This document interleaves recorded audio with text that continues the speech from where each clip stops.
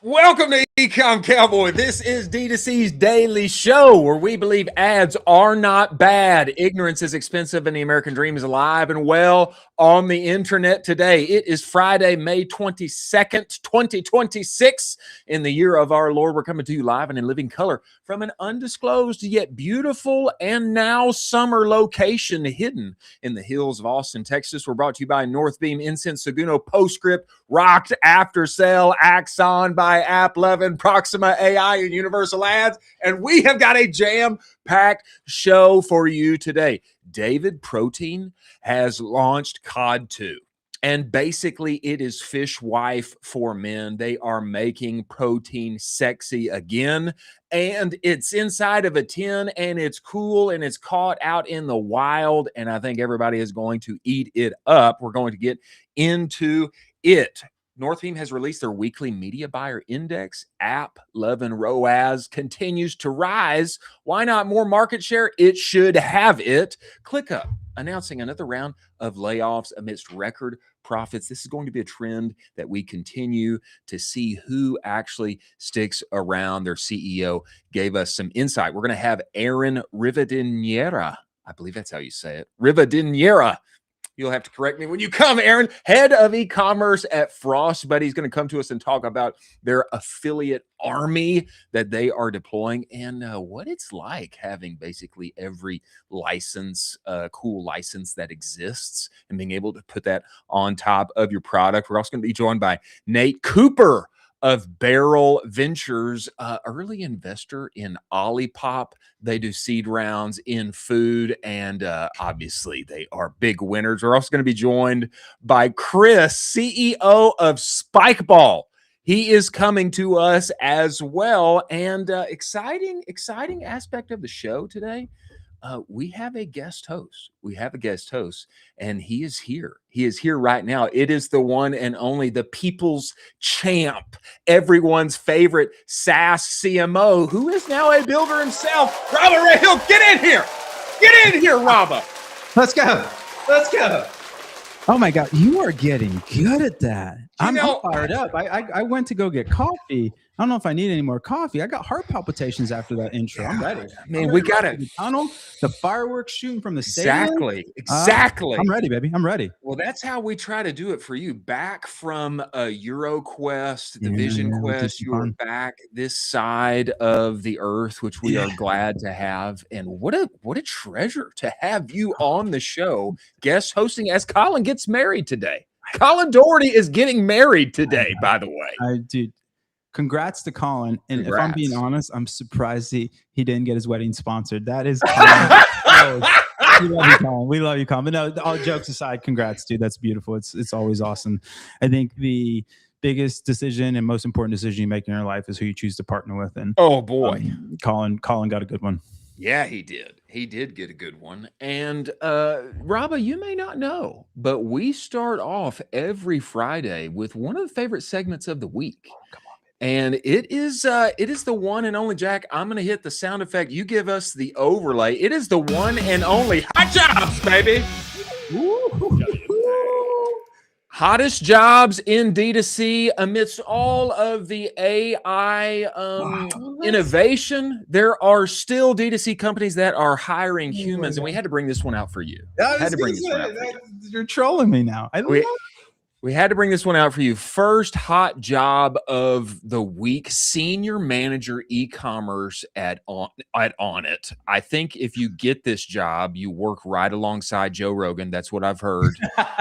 And you're taking Alpha Brain every day, and you're swinging the gorilla. What do they call those things? The kettlebells. You're swinging the gorilla scary face kettlebells.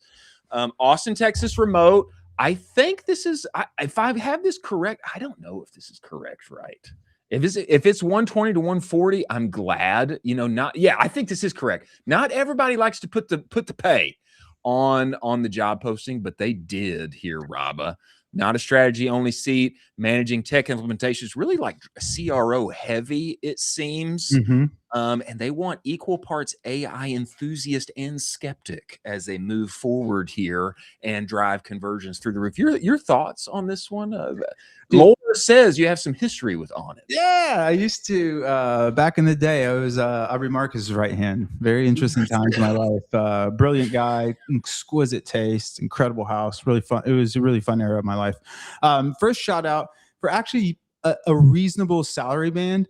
I've seen people put like 140 to 300. Like, dude, what are we talking about here? Yeah. Like, what are we talking about here? I think it's great, man. Really fun company. Really, really high brand recognition. Alpha Brain's a heck of a product. Totally. Really, yeah. I think this is a great place. I had I mean, this was many moons ago, so I don't know what the company's like now, but I had a great time there. And I think for somebody that knows what they're doing, I would say less. I would edit this and say less AI skeptic and AI enthusiast and extra enthusiast. I think you really, at this point in time, have to be really AI literate. I think it's going to be a challenge to AI is not going to take a job. Somebody that is good at AI is going to take your job. Yeah, that's right. Or somebody who's managing 30,000 some odd agents to send CRO up and do the right every day. This is an incredible one. I'm very impressed by it. Let's move forward to the next one here, Jack. Next roll. This one came away to us by DM. Alex and Annie. I was not aware of them prior to getting to know them through this outreach. They're making incredible jewelry. They have a pasta collection, which is what I'm highlighting here. Of course. Put something inside of your ravioli while you wear it there. I think there's going to be wonderful paisans up in the New England area. Maybe TJ Bongiorno. He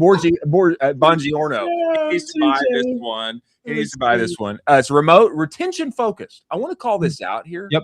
A little bit unique when it comes to growth marketing director. This is highly retention focused. Your thoughts on this one, Robo?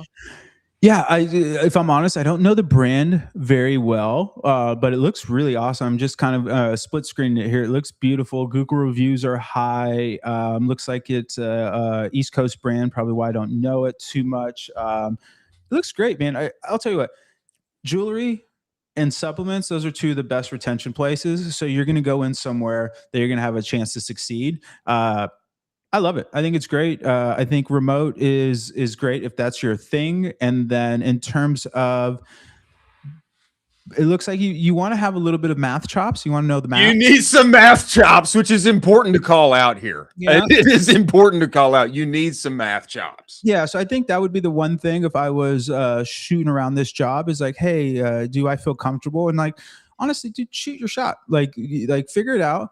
But I think the biggest thing here is retention is a very heavy projection kind of capability. And so making sure that you have your head around that. But I think if you find that you have your head around that and you have some really awesome creative chops, I think that's a win-win here. And go join Alex and Annie. I think that if you can get this role, which is owning end-to-end lifecycle marketing strategy, including revenue forecasting, performance against retention, repeat purchase. If you can nail this on the chops, as far as being able to do this, you get in this role, you do it well for, a good, decent amount of time, you've got other opportunities ahead of you. I mean, this is like core to like everything that we need to do in D2C. That's it. This is exactly right. You become the Steve Young. Come to Steve Young. Next one for us here, Jack. Okay, now I'm excited about this one. Do you know Staccato? Do you know Staccato? Of course, dude. I almost got one. They're so expensive. Okay, so Staccato, for those who don't know, Staccato is like firearms heaven. I mean, they've got a ranch up here. I believe they do. They've got a ranch, a playground. You come up here, they're aiming to create the world's best shooting pistols. I see what you did there. Aiming to create, and people come up to me all the time like, "Hey, man, good to see you, good to meet you. Hey, think you might live up there some way by Staccato. You want to go out? Let's meet at Staccato for the weekend." If you know, if you're into firearms, then this is a killer brand, specifically in the Central Texas area, and would be an incredible one to work with. Cody Sanchez likes going there. I mean, anyway, I digress. But your thoughts on this one? Yeah, I mean, this is the Ferrari of in specific for pistols. Yeah. They make some really nice pistols. They are really heavy. This is not your beginner pistol. No. This is you're either really wanting to spend a lot of money and just have an incredible pistol, or you're in competition. They are they're the standard, really. They're fantastic. So this is something where you're going to walk into one of the, honestly, I would say one out of the top 3 names in firearms, like maybe even top 2. Like this is, if anybody is in firearms, they're going to know this name, and not only know the name, it is the aspirational brand in firearms. It is high price point, but high value. So I think for anybody that's in that space, man, this is a dream job. This is one of the best brands you could cozy up to in terms of that space. And and shout out to Florence, Texas. I used shout out to Florence, Texas, baby. Years ago, date a girl from Florence, Texas. There we go. Which for those who don't know, Florence is like basically Georgetown. Like Georgetown city limits is huge, 100%. You know, 100%. Basically Georgetown. I would say too, you know, I know there's going to be a significant amount of people listening who aren't like really in the 2A community. You know, they're not really into firearms, whatever.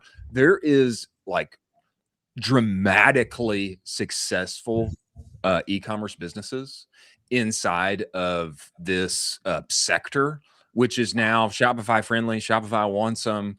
It's growing, it's budding. You don't have to necessarily work with Big C anymore or be in other places. And there are also like giant businesses that are like here and not far from a Silencer Shop is a great example. Anyway, nine figures and beyond, you know, totally the norm in this sector. And if you're adjacently involved, you kind of know the ways, and this is a great opportunity. Really cool brand. Last hot job of the week here, Good American Senior VP. Did you know that this is Khloe Kardashian's brand? No. Is that the one with Timmy C or no? I don't think so. I don't think so. The research I have here is Emma Greed. Okay. I don't know who that is. I'm kind of Unk status showing right now. I don't know this one. I'm Unk status here. I don't know. Of course, I know Khloe. Khloe Kardashian's brand. It's LA on site. You can't complain about the weather out there. Everybody loves it. Mediterranean of the United States. You're going to oversee CRM data analytics. This is a big job. Okay. Customer service experience, performance marketing strategy. You need like 10 to 15 years experience. Okay. And you are going to like have ownership of this thing. I almost kind of feel like this should be a C-suite type job as I continue to read here. Your thoughts on this? Yeah. I mean, for me, this is C-suite. This is probably, they want to bring you in, and within probably 6 months, if you're doing well, you're going to get into the C-suite. If you're not doing well, probably things aren't going to go great. This to me is this is a C-suite role, like a SVP. I actually don't know their corporate structure, so I don't know. SVP for people not to know, SVP is like right under the C-suite, like it's as high as you get. But this to me would make sense as a C-suite role. And I don't know if they just don't want to give the title because maybe there's some bylaws that maybe that title allows them to get some equity grants or something like that. But from all intents and purposes, title aside, looks really cool. Going back to branding, like the Kardashians brand, whatever you think of them, it's very strong. It's very strong, especially in this market. So I think it's cool, man. I think, and who doesn't want to work in LA? Who doesn't want to work in LA? Fantastic weather. So I think this is great. CRM, data analytics, customer service experience. That's an interesting one for me. It is. Customer service experience. That's really interesting to me. But performance marketing, obviously, and then the experience, take ownership upon blah blah blah. But yeah, like I said, dude, shoot or shoot. And at this day and age, I think at worst, like, go clod it up, make a website, go do something. Like, I think the resume is dead. I think this is how you find jobs. I think getting in front of people, DMing people, making some sort of really cool artifact that will show that, hey, I want you to know you like me, trust me, and I actually am putting effort into this job, whether I get it or not. And that would be my advice for the young guns. Maybe akin to what a guy I know named Rabba on the internet did for an open anthropic position that was out there, just floating. Snubbed, but it's fine. It's fine. It's fine. Everybody knows who they should have gone with. That's my point. Incredible site. Incredible site. It's great. Incredible site. And I'll say this, to like really have experience, be akin, knowledgeable in all of these areas, like you need to have worked your way up. Like, customer experience, like that means like when you were earlier in your career, you were hands-on, you were managing, maybe you were a nitty-gritty marketing team of one and you were helping with the customer service. Like, but if you've got this, I mean, being a part of and a high-level operator inside of an organization or one of Khloe Kardashian's brands is going to be kaboom. Could be a ticket. Could be a ticket. Now, as we finish up this segment, a little mystery here. We don't know which one is job of the week. That comes to us from the one and only producer, Jack. Oh. I would advocate, Jack. I would advocate for On It. I mean, Austin, Texas, Joe Rogan, swinging the scary gorilla face kettlebell every day. I'm not sure what it's going to be. She wants Rob's pick, whatever Rob's pick is. What's your job of the week? I don't know if it's kosher because it could be a little, but the staccato job is so cool. Give us a staccato, baby. The staccato job is really cool. Again, everybody should have what they want to think, but like if you're in that space, that is it's like an Hermes or it's just the pinnacle of that space. That's really cool. And it's also something that I think was most aligned with, I think there was some bigger asks on different sides. Yeah. I think this is spot on. Like you get to own the execution and the strategy. Let's just go grow, baby. So that'd be my hot pick. Go grow, the Ferrari of firearms. Staccato is the winner of the week. And as we move forward to stories of the day, ladies and gentlemen, let us talk about what are we talking about here? Let us talk about Rocked After Sale. Most D2C brands, they are obsessed over getting the next new customer, as they should be. But the real lever is making more money on the orders you actually are already getting. More profit from them. If you're doing 5,000 orders a month and you can add $3 to $4 on each one of those, without touching your ads. Wouldn't that be nice? Yeah, it would. That's what brands like OLIPOP, Cozy Earth, Groove Life are doing with Rocked After Sale right now, every day, every way, adding post-purchase upsells, down sales from the cart through the thank you page, and then stacking an extra 30, 50 cents just by showing offers from Disney Plus, etc. after your order is already over. It's high margin value straight to your bottom line. No hit to ads, no hit to LTV, and you can be live in minutes. It is a no-brainer. Go to aftersale.com/offers and start monetizing what you have already built. Many thanks for Rocked After Sale being part of the show. Now, we're cooking, Rabba. Rabba, it's a Friday. I don't know where there he is. We're cooking. We're here. It is a Friday, and David Protein has launched the COD 2, making CPG sexy again. Those who know the COD selling of the COD, which was part of their like original positioning. Hey, it's more protein. The only thing is better than maybe anything in the whole world is this piece of cod, caught out of the ocean. Now we've got the COD 2 in this sexy gold packaging. I mean, I've just got like Justin Timberlake in my mind as this is displayed here. Your thoughts here as this comes to us via Kareen Shu. Your thoughts on the COD 2? Exquisite. I think the branding is phenomenal. It's some of the best branding I've seen. David always does great branding adjacent to their market. So their market is, protein bars. Why not go into this? I love it. I really have no notes on it other than they're doing great, man. They got a bunch of money to spend. Why not spend it? They love it. There's really not more to say than no notes. I think the execution's exquisite. I think it's a little pricey, but it should be. It's supposed to be. It's supposed to be, a premium product for a premium price. But I really think that this is they nailed this. Whether it sells or not, I have no idea, but they nailed it. One thing that I would like to see, and I'm sure they're going to have something around this, are activations, because this is so, you and I are so in the bubble where it's like, hey, how can we get these activations? And it's like, you can do some that brand and branding is really cool. David's doing some really great work over there. I don't know how they have made tinned fish luxurious, but they have. I mean, you look at the packaging, their branding behind it. It's $39 for 4 of them. Okay, so that is okay, so a little high price point, high price. We're talking like $10, but it's wild caught Atlantic cod. I mean, this is not just like farmed in Uncle Jeff's garage, which some cod are. It's expensive and it's cool. I'm not sure, like, is this like a real bet they're making? I kind of feel like the ice cream is the bigger bet they are making next.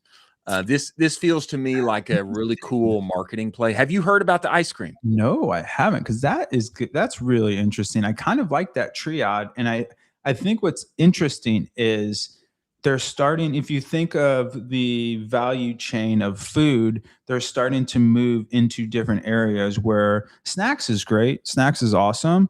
But the real show is like, okay, can we get into like actual meals and desserts, things of that nature? And so that's a really interesting strategic thing that I haven't heard before about the ice cream. And that makes sense now with the cod, where now you can have this constellation.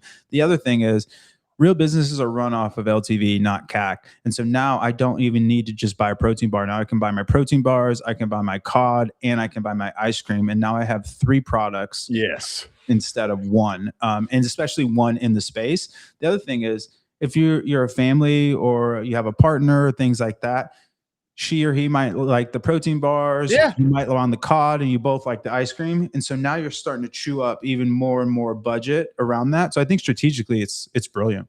I think this is an interesting point too, because about the LTV for the household. When it comes to, I feel, male and female buyers, women will buy masculine things. Men not quite often will not buy feminine things. I mean, it just kind of like it's a generalization. But women, they're happy to buy masculine things, of course, for their partner, but for themselves too. They like it, they enjoy it, happy to get it. And this is part of why I think David pushed into the new format, new flavors for their bars, was to appeal to women directly. And now the ice cream's coming, and so anyway, if there's some taste at the bars, people like it, hey, let's get the David ice cream for everybody. We'll have a healthy snack after dinner. And then, oh, honey, hey, I know you want to eat healthy, not buy a $28 lunch like Kevin O'Leary said. How about a $10 wild caught Atlantic cod, packaged up in this sexy gold tin? Put that in your back pocket for lunch. I think there's something smart here. I think there's a there. And to your point, again, not to get into the generalization bubble, but if you just look at high-end luxury brands, they're almost always men names. Oh, and then, because to your point, women do not mind wearing a man's name versus men on the other side. And there is kind of a tangent here. I'm reading a great book called Inside the Box, and the too long didn't read. They were building body armor for the army, and then they actually were building specifically for women. And then there was like these jack dudes that actually ended up liking the women armor better, but they can't call it armor made for women, so they have to call it the actual unisex armor. And then another thing is they cut out a slot behind the neck for women ponytails, and it actually end up keeping it for everybody, because when you're laying prone, you can put your head back now. Oh, that's so anyways, there's that. But I'll give you a top pick for David. This is my next prediction: protein baby food. Protein baby food. Hey, why not have like a jacked, healthy? You just start to get this. Get the whole spectrum. I love it. A few more tweets on this. Crypto. This is from, who is this from? Crypto's Myth.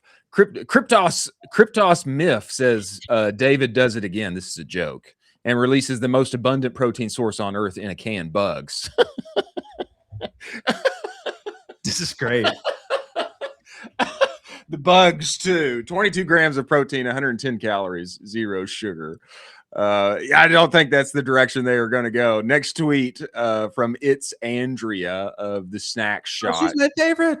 She says, fishwife, but for the boys, which I think totally is the case. This is like fishwife with the cool branding and everything, but it's for the boys. Super smart, actually. And what else did It's Andrea say? Oh, I mean, look at this, bro. Look at this picture. I mean, look at that. It's gorgeous. Man. No notes. I mean, I got nothing. I'm trying to add to the fire. I got the producer in my ear say something cool. I'm like, it's perfect. I don't know. It's exquisite. I mean, when I see this, like at first listen, I'm like, ooh, $10 for a can. Ooh. But then I look at this, I'm like, actually, like, yeah, like why wouldn't I drop that cash? Just try it at least, you know? It looks so good. I think the broader takeaway is packaging matters. If you go back to that slide, you can see if this was just the tinned up gold, that's mid, dude. Like I'm not gonna, but because it's wrapped in this Armani suit, yes, take my money. So that's something where if you are building a high-end luxury brand or a high price point brand, everything matters. But what mostly matters is the outside perception. What do people first see? The gold tint's cute and all, it's great, but like what really lands the premium package or premium branding there is that premium packaging on the outside, the gorgeous artwork, the perfect aesthetic. I'm sure it probably has a really nice heft to it in terms of the weight. So that would be my bigger takeaway, is that the actual inside of the product isn't where they could actually innovate. Where they could innovate was on the packaging and positioning, and that's why they can command a premium price point. I totally agree. And actually, Andrea demarcated who was the firm. It's day jobs, right? A day job. Yep, that's it. I mean, you know, it was the first I had heard of them, but apparently they're the goats. Hitters. Jack, if you will, bring up the PDP here, because I mean, again, the exquisite, like the artwork where like the fish is eating his head and it looks like from Rome.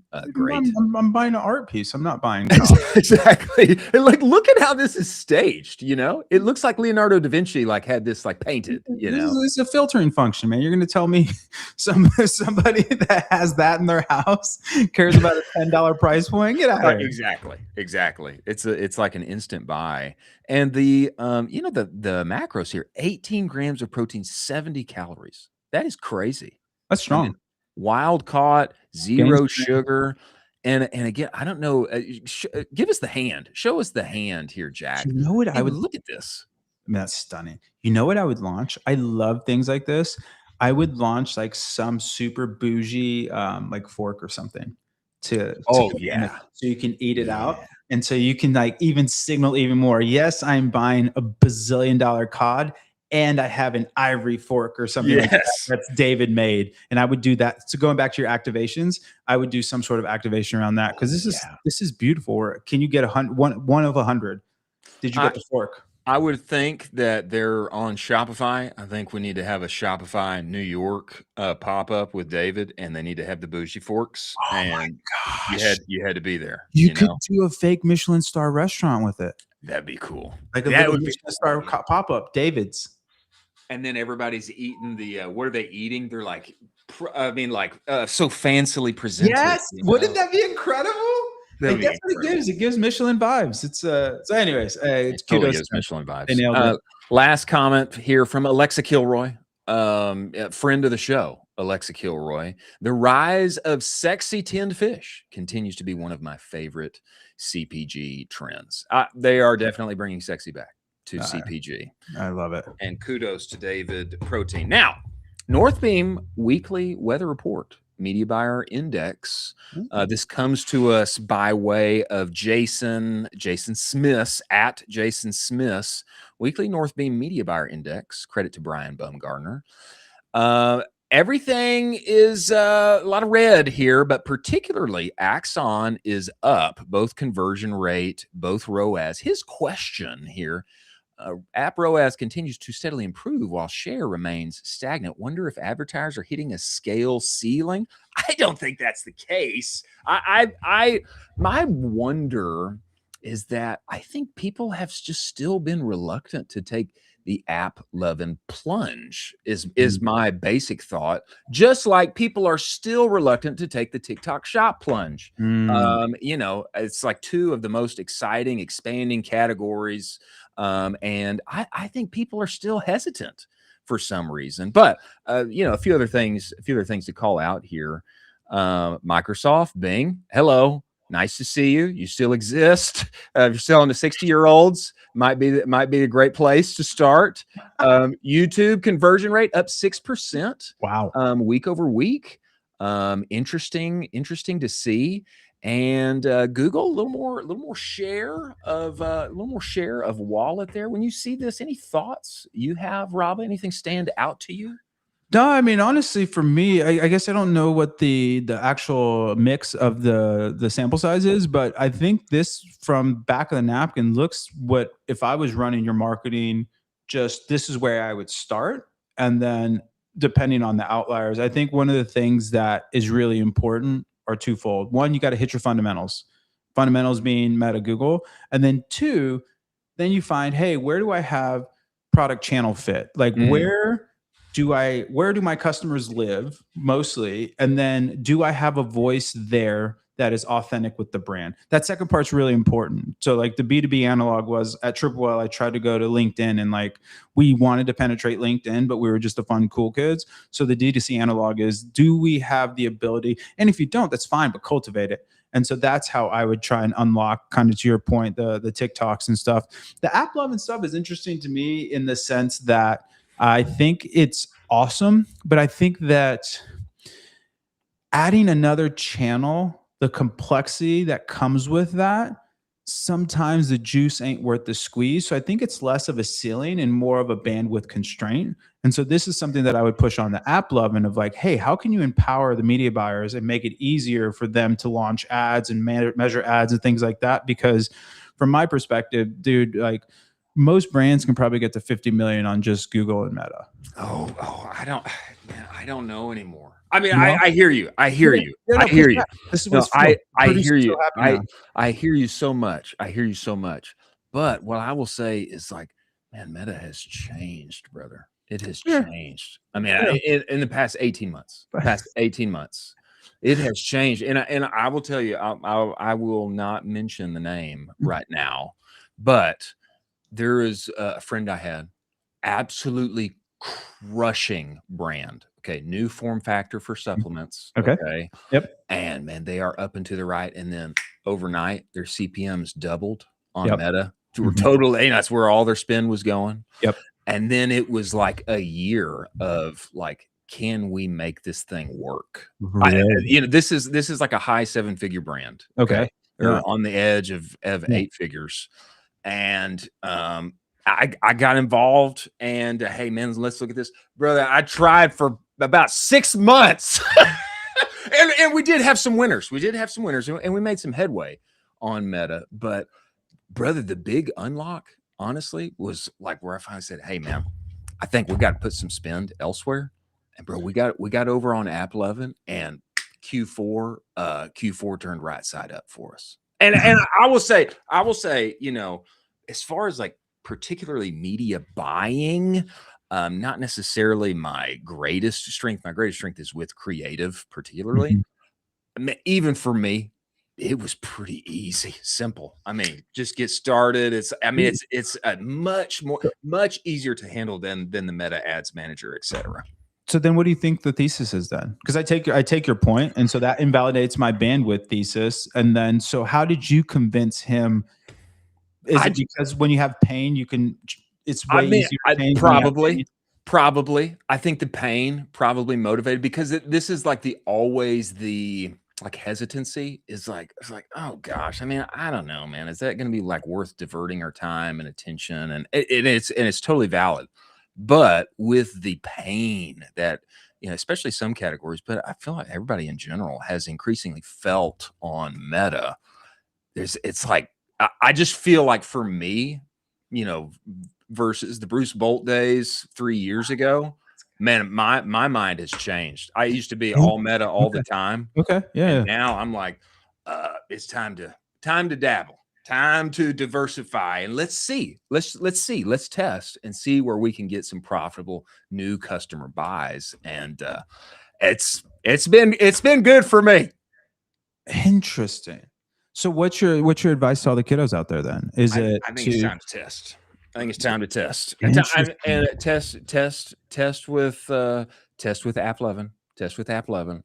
This one's going to sound even wilder, but probably, for brands who are a little further beyond. But I think it's time to test with TV, baby. I think TV is back, baby. I think it's time to get on the biggest screen in the house. And for some of our brands, TV is now quite literally like 8 to 10 times cheaper as far as reach is concerned. I mean, it's just totally the case. Can I ask you a question then? Please. I like the TV analog. The challenge I have with TV is, are you talking about like over the air or digital? I'm talking both. Both. Because the linear and digital. Yeah, the digital stuff for me feels like the Facebook sidebar sometimes, where they're just shoving ads in like really crappy spots. The over the air is interesting to me. I know some people that have done well with over the air, with an older demographic. Yeah. What is your take if you are running a brand right now? This is kind of an analog to TV or a parallel to TV. What efforts and resources would you put into standing up a live shopping motion? I've wanted live shopping to work for 5 years now, and I've gotten stomped on, pooped on. Like, it just won't work. But now with the Whatnot or the Shopify connector and stuff. Yeah. It might be one of those things of like, if I just keep saying it, eventually I'll be right. What's your take? I've been the same. And the playbook on this is John Roman at BattleBox. And Aaron of Frostbuddy is coming to us. I would like to get his take on this as well. We need to get his take on this immediately when he comes into this conversation, and I will introduce him and bring him in here. John Roman, BattleBox, they sold their seasons on Netflix. It's big, very successful company. Of course, they bought it back. Whatnot is now their number 2 channel revenue generator, has surpassed Amazon. See, and you know what I see here too? I think it's more sustainable. It could be. Well, when I'm going back to you about like, hey, Meta, blah, blah, blah. Like, yeah, I haven't bought D2C ads in probably 2 or 3 years. So it's like, I'm still in the space, but I'm not in those weeds. And what you're saying is like, hey, Rabba, that money machine is changing. And one of the best things about the Meta money machine was like, yes, there'll be ups and downs, but Papa always pays. Yeah. And now you're saying, hey, this dude's putting stuff on the credit card now. He's late on payments. Uh-huh. You're going over to knock on the door, say, hey, brother, rent's due. Yeah. There, like looking through the window, not answering. So that to me is a bigger deal. And I think it could be interesting because I think, what was it? The last quarter, this was the first time Meta's ever had a decline in users. Yes. Yeah. So maybe you're onto something there. I think you're interesting, but I think the live shopping gets interesting really quickly. But I'm also biased because I want it to win. Well, I am too. And an interesting thing here is that Aaron of Frostbuddy, head of e-commerce of Frostbuddy, is hot on it as well. We are bringing him in here now. Before he comes, let us talk about Northbeam. Ladies and gentlemen, if you're ads manager, if you are in it all day, every day, and you know the problem. Every platform takes credit. Every dashboard tells a different story. Meta says 4 ROAS. TikTok says that conversion was mine. And your Shopify dashboard says something else. Who's lying? Maybe a little bit of all of them. Hard to say. But the good news is Northbeam fixes this with their own proprietary data, starting from the actual purchase, rebuilding the customer journey from real orders, real clicks, real verified ad views, and they push that measurement back into the platform. So your optimization runs on what's actually driving your revenue, not what the platforms just assume is driving your revenue. Start measuring what was previously unmeasurable. Go to northbeam.io and get yourself a demo today. Many thanks for Northbeam being part of the show. Now, we must bring Aaron, head of e-commerce of Frostbuddy, in here. They have been going to the moon. to Mars by launching an army of creators and affiliates. They also like license and collab and partner with like everybody that's cool on the internet. We have got to get some secret sauce from Aaron inside of here. Aaron, you get inside this show, sir. Let's go. There we go. Aaron, welcome to the show, brother. We appreciate you joining us. Appreciate it. Thanks for having me on, guys. Really excited to talk shop, talk about Frost Buddy, all things D2C and Ecomm. It's fun. We've got to, man. And, you know, I saw you chirping in here on Whatnot, brother. Hey, I didn't know I could talk in the green room. Yeah, you can. Yeah. You can. You can talk in the green room, bro. Tell us your thoughts on Whatnot. I'm so bullish on live selling. I'm a big fan of Whatnot. The only personal social media I've put my face and recorded within a platform within the last probably 5 years has been a Whatnot stream. Wow. Because I felt compelled to, because Whatnot is a place where people are, I think, living their life and exposing their life because they were going to do it anyways. And it's an easy, passive way for them to show up, express what they're doing. And if there's any monetary value or brand attachment, great. Like how I did it, I was opening some Gundam card game packs. I saw there wasn't a live stream happening. I was going to open the packs anyways. So I just turned on a What's Not stream, downloaded it, and opened like 5 or 6 packs for a few minutes. Got a lot of comments. People are like, these are cool. I was having fun with it. I hit some bangers. I was like, DM me your address, I'll mail them to you. Like, it was fun. Like, I just was my own MC for a hot minute. So I think Whatnot, in the terms of a concept allowing freedom to a brand, I think brands should explore Whatnot to kind of break the shackles of brand police, as I call it. Get outside the confines of your slogan or what colors you can use or what you can say. Do a Whatnot stream, see what happens. I love it. I love it. I will say this. Robbo, when we had our dinner at Commerce Roundtable, Colin and I, we hosted the dinner. We got everybody there. John Roman of BattleBox was there. I wanted him to talk because too many people in our space, Aaron, they don't even know what Whatnot is, even though it's worth billions of dollars. The Paul brothers are in on it. Gary V's in on it. A lot of people in our space don't even know what it is yet. So I had everybody raise their hand. I said, have you heard of Whatnot? Please raise your hand. The room of 35 people. I think there's over $1 billion in ad spend inside of that room, and 5 people raised their hands. Okay. And then we had John come up and detail how it has become their number 2 revenue channel, has surpassed Amazon, and everybody's blown away. And the thing that's compelling about it, I agree with you. There is a realness about it. Everything's live, and people who are there, they have their credit card out.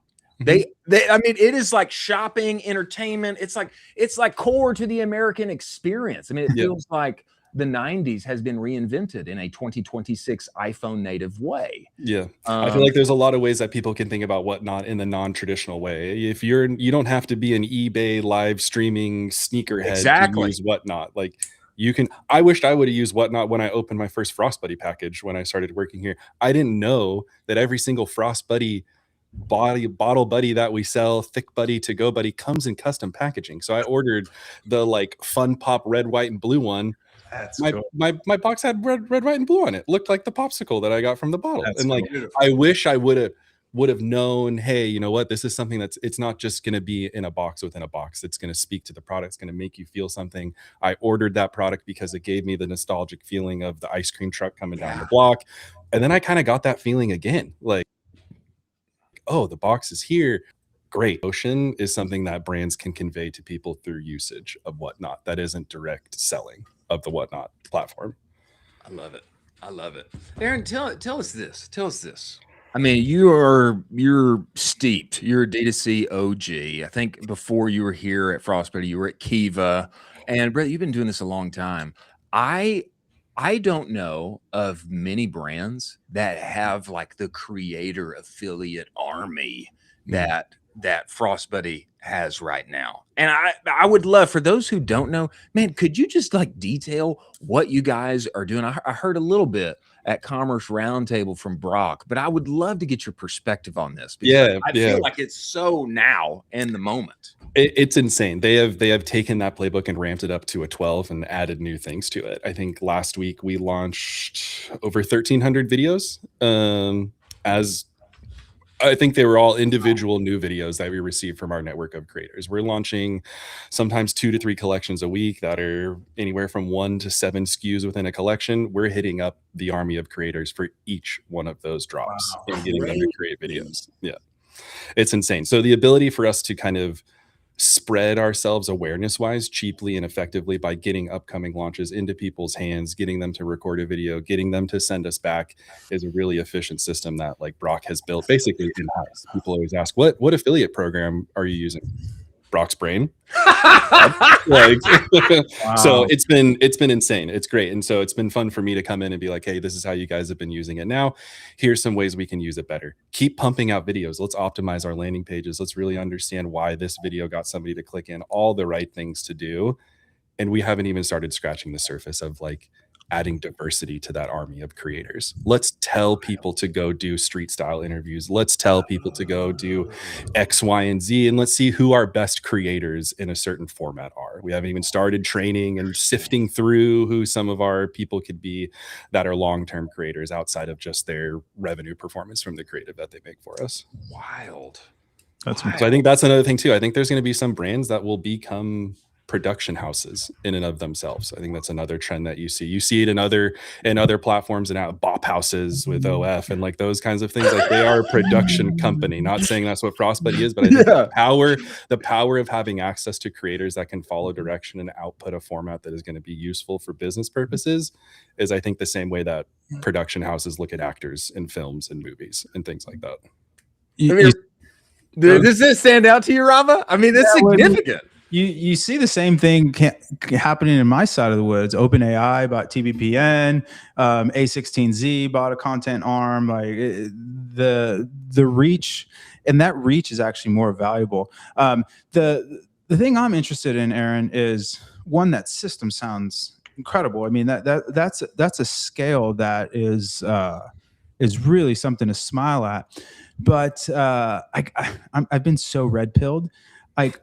What do you guys, because you have this just super fun brand, all these really cool things. And one of the challenges is without that through point, it's hard to like keep making things. But you know what does really great at that is AI. So do you have any takes on, are you guys trying any AI created video? Because I think AI created video works as long as you're like quirky and fun. And this seems like a perfect brand for that. I think when AI video fails and when it tries to act like these are actors, blah, blah, blah, but like, I feel like you could do a bunch of silly shit with this brand with these just kind of shock marketing AI videos. I don't know if you guys explored that at all or what's your take on it? I agree. I think it's worth exploration, but I also think it's worth a self-asking question. Why go down the route of AI if our content creator of humans is working for us effectively? It's generating the revenue. Like, could we use them more like we would use AI? Spit out briefs better, get the insights right back to the creator live on their videos and things like that. I think that's my background is from a family of educators. So I like to do the work, but then I also like to everybody that I bring along with me to understand why we did the work in that way and why the goal was that, et cetera, et cetera. So I think there's a little bit of like training that we can do in terms of like us as expert marketers. We have a goal that we want these content creators to fit into. I think we can use AI to train them to be better creators for our purposes, not replace them with AI, but show them that AI could be an ally to them, just like AI has been an ally to us in our working and workflow and execution. Fascinating. Damn, this guy's good. One more question. I've seen there's been, and again, more so in my side of the house, but I've seen some D2C brands adopted as well. Have you guys thought of any sort of like actual running content series as well? Like You're So Charismatic, Brock, everybody like having like an actual like Frostbuddies always online, like Cluely was the one that comes to mind. Where that series. So they just pivoted to your point. I love the Cluely content series. I'm hooked, dude. Not horrible, right? But it's like a content house more than it is a B2B SaaS company now. Right. And again, you guys have you're incredible. The Mike Charismatic, Brock as well. Like you guys have the ingredients. Have you thought about anything around that? Because I think that could land really, especially with the frequency of products that you guys put out. We're working through it. Like Brock's face is on a lot of the content. We also have a lot of people that are kind of within the inner circle that are good about speaking about the product and things like that. You guys were talking about TV before I jumped on, and we're starting to explore that because, you know, we've got powerful licenses that have baked in reach and awareness into them. I think there's an easy bridge with cheap TV to make Frostbuddy be the preferred outer tumbler that people take camping for the Big Ten in Wisconsin and all those Midwest ones. Like, IU boy, ditch the Yeti, take a Frostbuddy next time, kind of thing. Like, these campaigns and slogans like write themselves, you know, if you just think of again, use somebody else's leverage and attach yourselves. Yeah.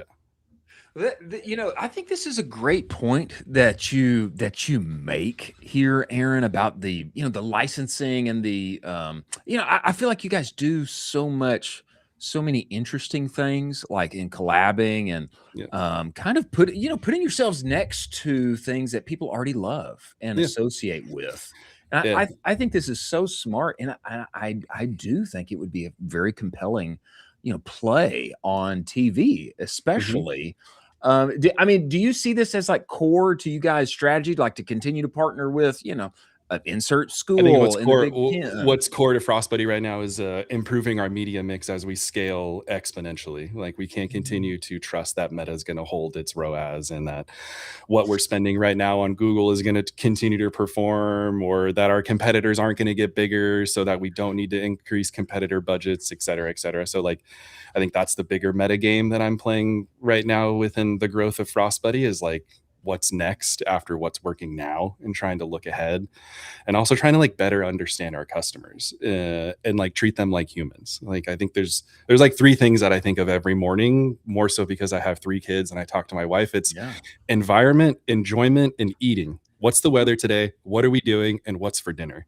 I think if you can think about your customers in that sense, outside of what they're doing on the website, outside of how they've been ranked in an RFM sheet of some kind, you can start to think about how you can connect better with your customers in a sense. You know, if it's rainy and cloudy and you know that most of your customers live in the Pacific Northwest, I think an email about, hey, it's cold outside, why don't you snuggle up with a Frostbuddy and order coffee, you know, at your next favorite coffee shop or something like that, is going to hit better than if that person is just in a normal win-back flow. Hey, so-and-so, it's been 45 days since you last purchased. Check out our latest emails.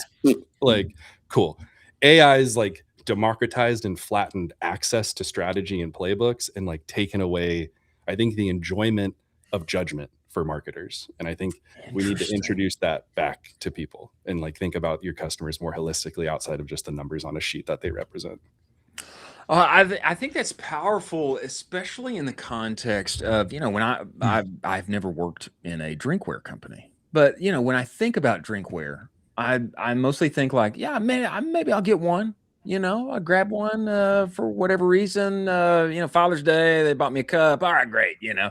But I think that this is especially important if, you know, maybe people there's not like a baked in, like you're going to repurchase from us 5 times, you know. If that's not like baked into the product, then, man, coming at it this way is like even more crucial than ever. It's like reaching them again, being relevant, you know.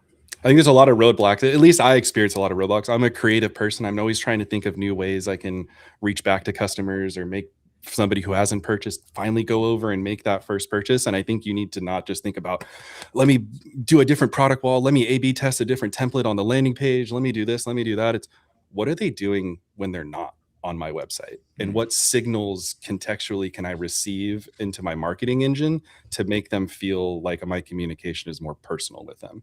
I think there's like, people can spin in terms of, what is that? Is it the color pink because the color pink is our best sold colorway as a tag within SKUs and things like that? I think there's a lot more basic things that people can think about. And like, one of the things I've been thinking about with Frostbuddy is sports. Like, sports in relation to environment, there's always going to be a geolocation behind a sports team. And usually when you're doing enjoying that sports team in that environment, you're usually consuming something, or eating. So whether you're at home watching baseball or at the baseball stadium, you're doing eating of one of those things. You are. So anyways, what I'm saying is like we've been running some automations that have been fun, where now we've been reading MLB scores. When a team wins, we send an automation to everybody the next morning, just like if you were at the game or a basketball game. Hey, you missed 2 free throws in the last 2 minutes, everybody gets a free Chick-fil-A whatever kind of thing. Same thing for Frostbuddy. Hey, Dodgers won 3-2 last night, beat the Cards, order today and get a free lid.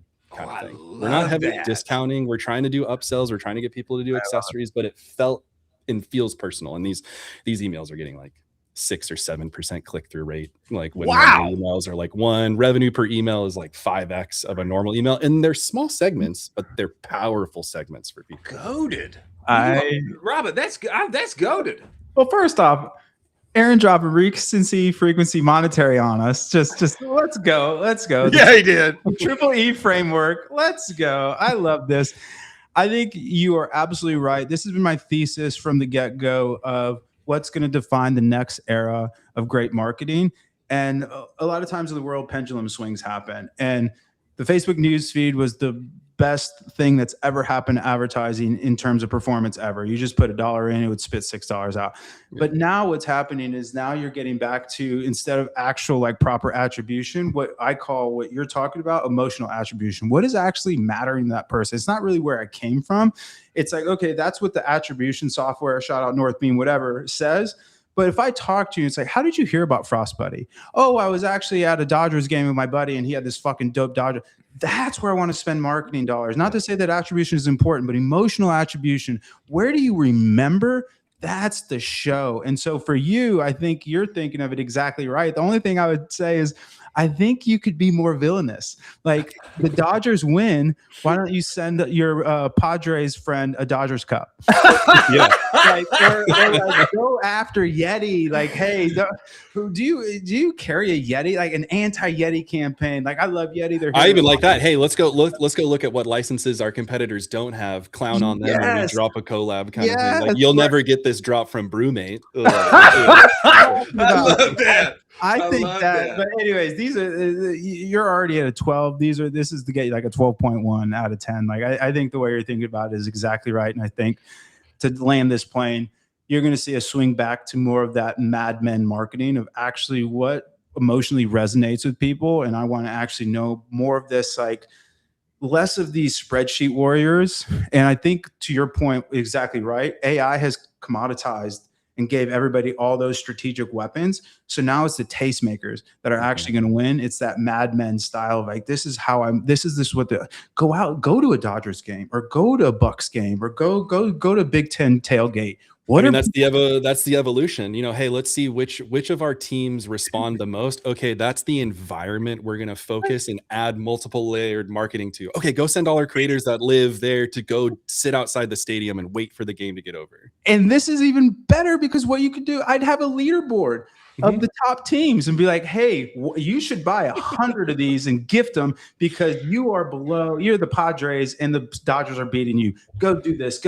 You give people purchasing moments. That's the whole show in D2C. Give them a reason to purchase. And like, if you don't have that built-in like supplements or kind of natural cadence, beauty, a consumable, again, you're doing a great job of this already, but and you have the brand guardrails totally off. So it's like you can just run, man. Anyways, I'm blown away by it. I appreciate it. I think the sports thing, if you hear me one more time, the sports thing is really key. Like I'm testing it. If you allow me to plug, people can go check off walkoff.io. Trialing it with people right now. I'll go give you all the triggers that I'm sending to my Frostbuddy account right now and let you try it. That's what I'm saying. As a teacher, everybody steals each other's lessons plans. Here's my lessons plan. Teach it better than I could teach this lesson plan. I'm cool with it. I'm not going to get mad. So, there's a lot. Just because you don't have a license for a sports team doesn't mean that you don't feel the buzz or the electricity when your sports team is on a hot streak or the rival is coming into town. So people could use walk off. If you're the bar across the street, cool. Dodgers won. Between now and closing, buy one, get one kind of thing. Oh, you're a pet groomer in San Francisco, Niners won. Come get your dog groomed for a victory lap around the neighborhood kind of thing. Wow. So on and so forth. So again, I want to put these seeds into people's head, let them play with it, let them execute it better than I can. And let's see how much we can continue to build each other up in this sauce on the show. Oh my gosh, I can't write fast enough. This is guys. He's him. Tell me this, Aaron. Tell me this. In this vein of playbooks and sauce, I believe that you are a user of Rocked Aftercell. Friend of the show, Rocked Aftercell. I'm looking at all these things. I'm like, I know you, I know you, I know you, I know you. Yeah. All right, tell us how you guys are using it. I mean, in my mind, Aaron, there are still some like no-brainer ways just to add a few more dollars. That's what I was doing. I was doing in ClickUp. I was in ClickUp this morning, make sure my checklists were updated for all our future launches as I'm like adding new things to our toolkit. But like something like Aftercell should just be an always do. If you're dropping new products and you're trying to see how well these products can land with your customers, give that product collection a specific Aftersell, measure it against a different collection. Obviously, you do all the right things, A/B test the offer, A/B test the time that the ticker's clicking to, all those right things. But like, I'm looking at things like Aftersell. Yeah, every collection gets an Aftersell. They've already purchased it once at full price. What's the harm in trying to get them to buy another Dodgers cup or another pool party summer collection cup that we just dropped, etc.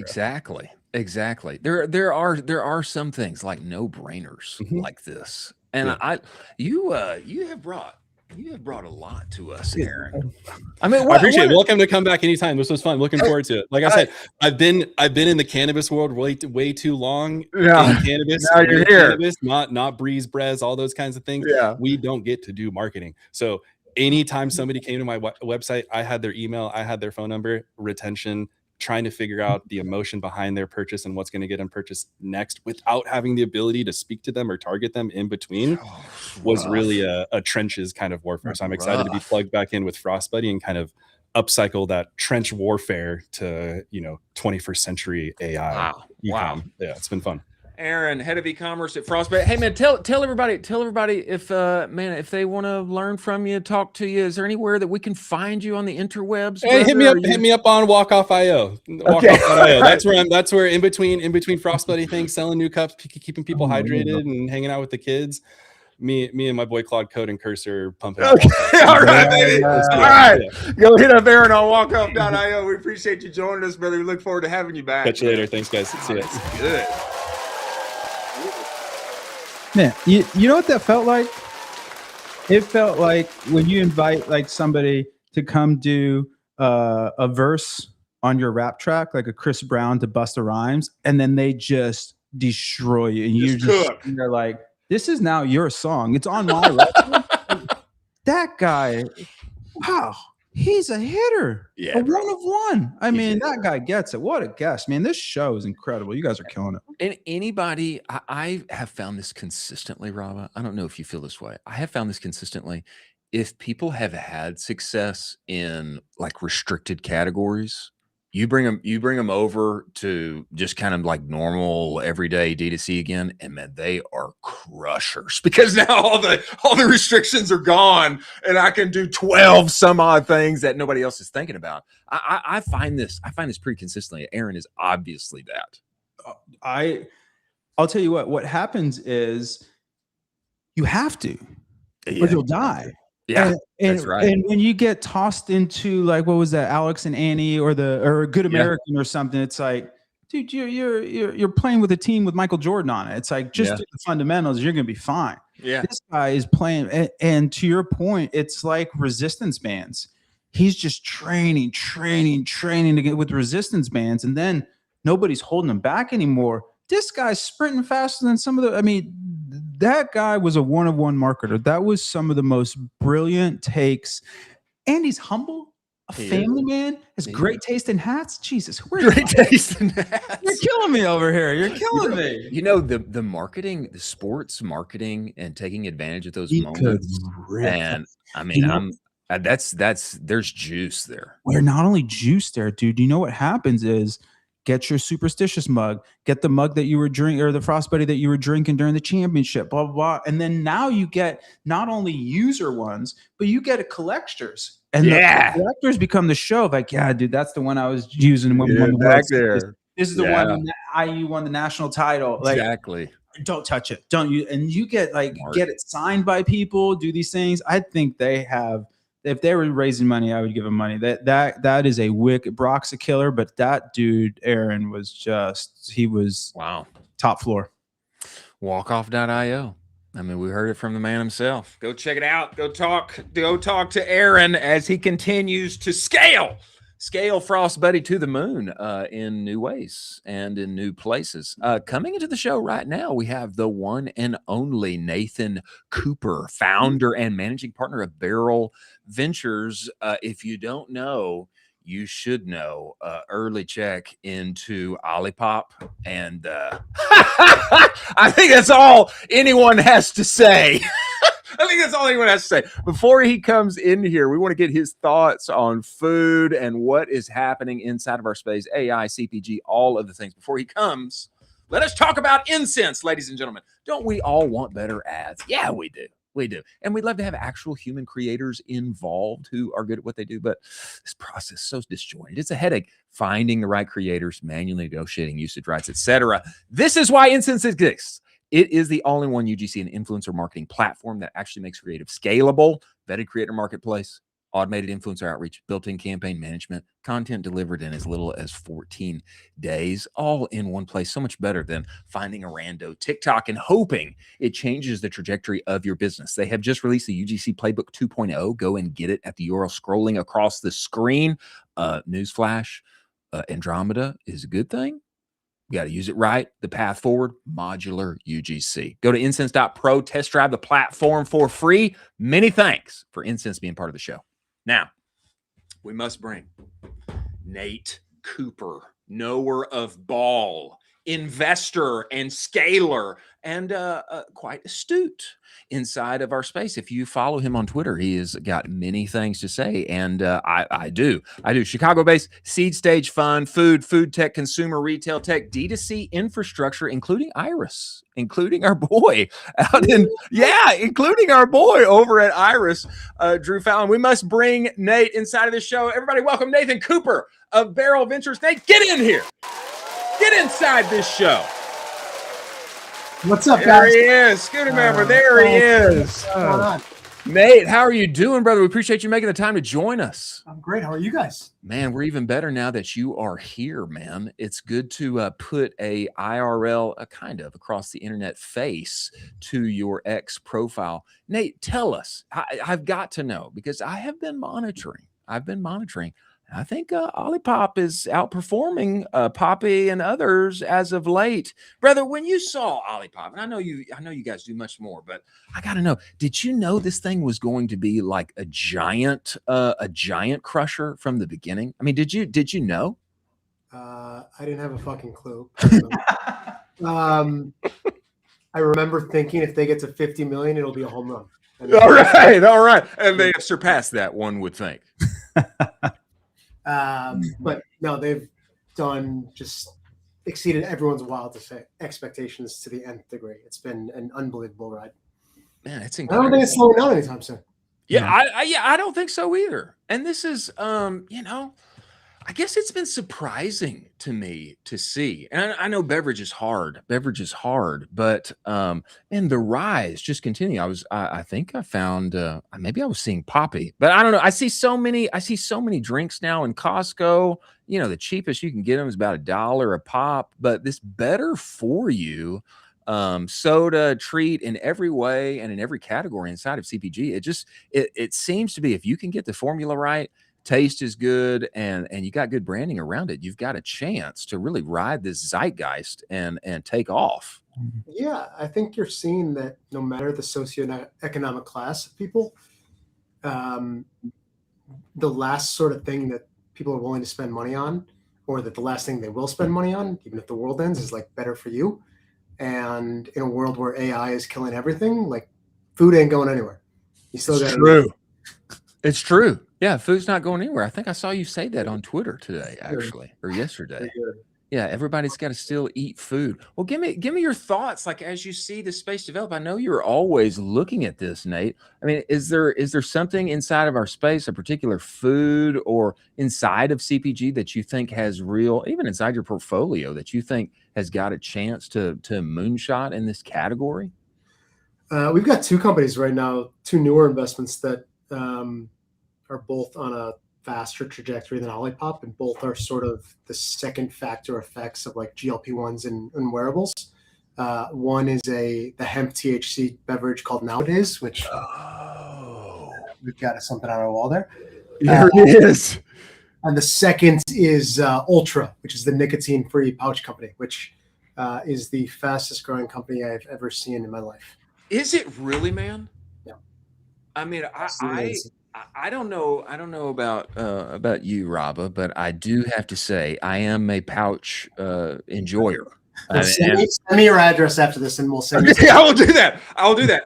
And you know, there are a number. Actually, we had Matt Wan, we had Josh Payne. That's an incredible entrepreneur. I love Matt. And with Set, and he was detailing why they, you know, especially Josh was detailing why they became so bullish on pouches as a form factor. But when I was looking at Ulta, I mean, it seems to be in this same vein of, you know, mouthfeel, you know, performance. Like I can feel it, like I get some benefit out of it, which of course people do, you know, with nicotine in some way. But connecting that in a kind of better for you form, I mean, it sounds like this thing's like the fastest growing thing you've ever seen. Yeah, you know what? I was never a Zyn user, and I think we've reached this cultural zeitgeist, and it hit me probably. Well, I first met Eric on Twitter 10 months ago, believe it or not. But the light bulb went off for like, oh my God, we're there probably 8 months ago. I was playing golf, and I went to take a pee in a bush. And, you know, 20 years ago, you would have seen cigarettes underneath the bush, right? No cigs. I saw a pile of Zyns, and I was like, oh my God, we've reached this tipping point of society. Not only that, where Zyns are the thing that everyone's on, if you know, you know, but if you don't, nobody talks about it. But we've reached a tipping point of society where I think pouches have become an acceptable form factor. And so not just as nicotine, but you could do hydration, you could do vitamins, you could do supplements, you could do energy, you know, in the future, protein, creatine, etc. And, Crazy. you know, I think it was 10 or 15 years ago, Jesse Itzler and LeBron James and some other people launched this like almost an energy Listerine pouch. Yep. Strip. And it, you know, it had a unbelievable takeoff, but then fizzled and didn't work out. And I think part of it is the actual effect. You know, when you have a drink with caffeine, and beverages have been the vessel of choice for whatever for thousands of years. Yeah. There's something about feeling it in your hand and drinking it and then tossing it when you're done with it. Yeah. And I think the reason that pouches are working versus why the Listerine form factor didn't work is because when you're done with it, you can take it out of your mouth and throw it out and you know it's still there, versus like something that disappears. And it's gone and you're like, oh, what happened? Do I feel anything? I'm not really sure. Oh, that's an interesting thesis. Go ahead, Rama. No, it's fantastic talk about you, big fan. But it's interesting you say that Listerine strip. So I've just came across this brand. I don't know if you guys have heard of it yet. It's exquisite. It's called Sleep or Die. Have you heard of this one yet? Yes, I have. I heard about it. I haven't seen it, but I read something about Listerine. Drew might have posted something about it on Twitter from Iris. The branding is incredible. Zombies. It's very like Last Crumb, Liquid Death kind of kale and cigarettes branding. But they have the basically like L-theanine, blah, blah, blah, all this stuff to help you sleep better in the Listerine strip form factor.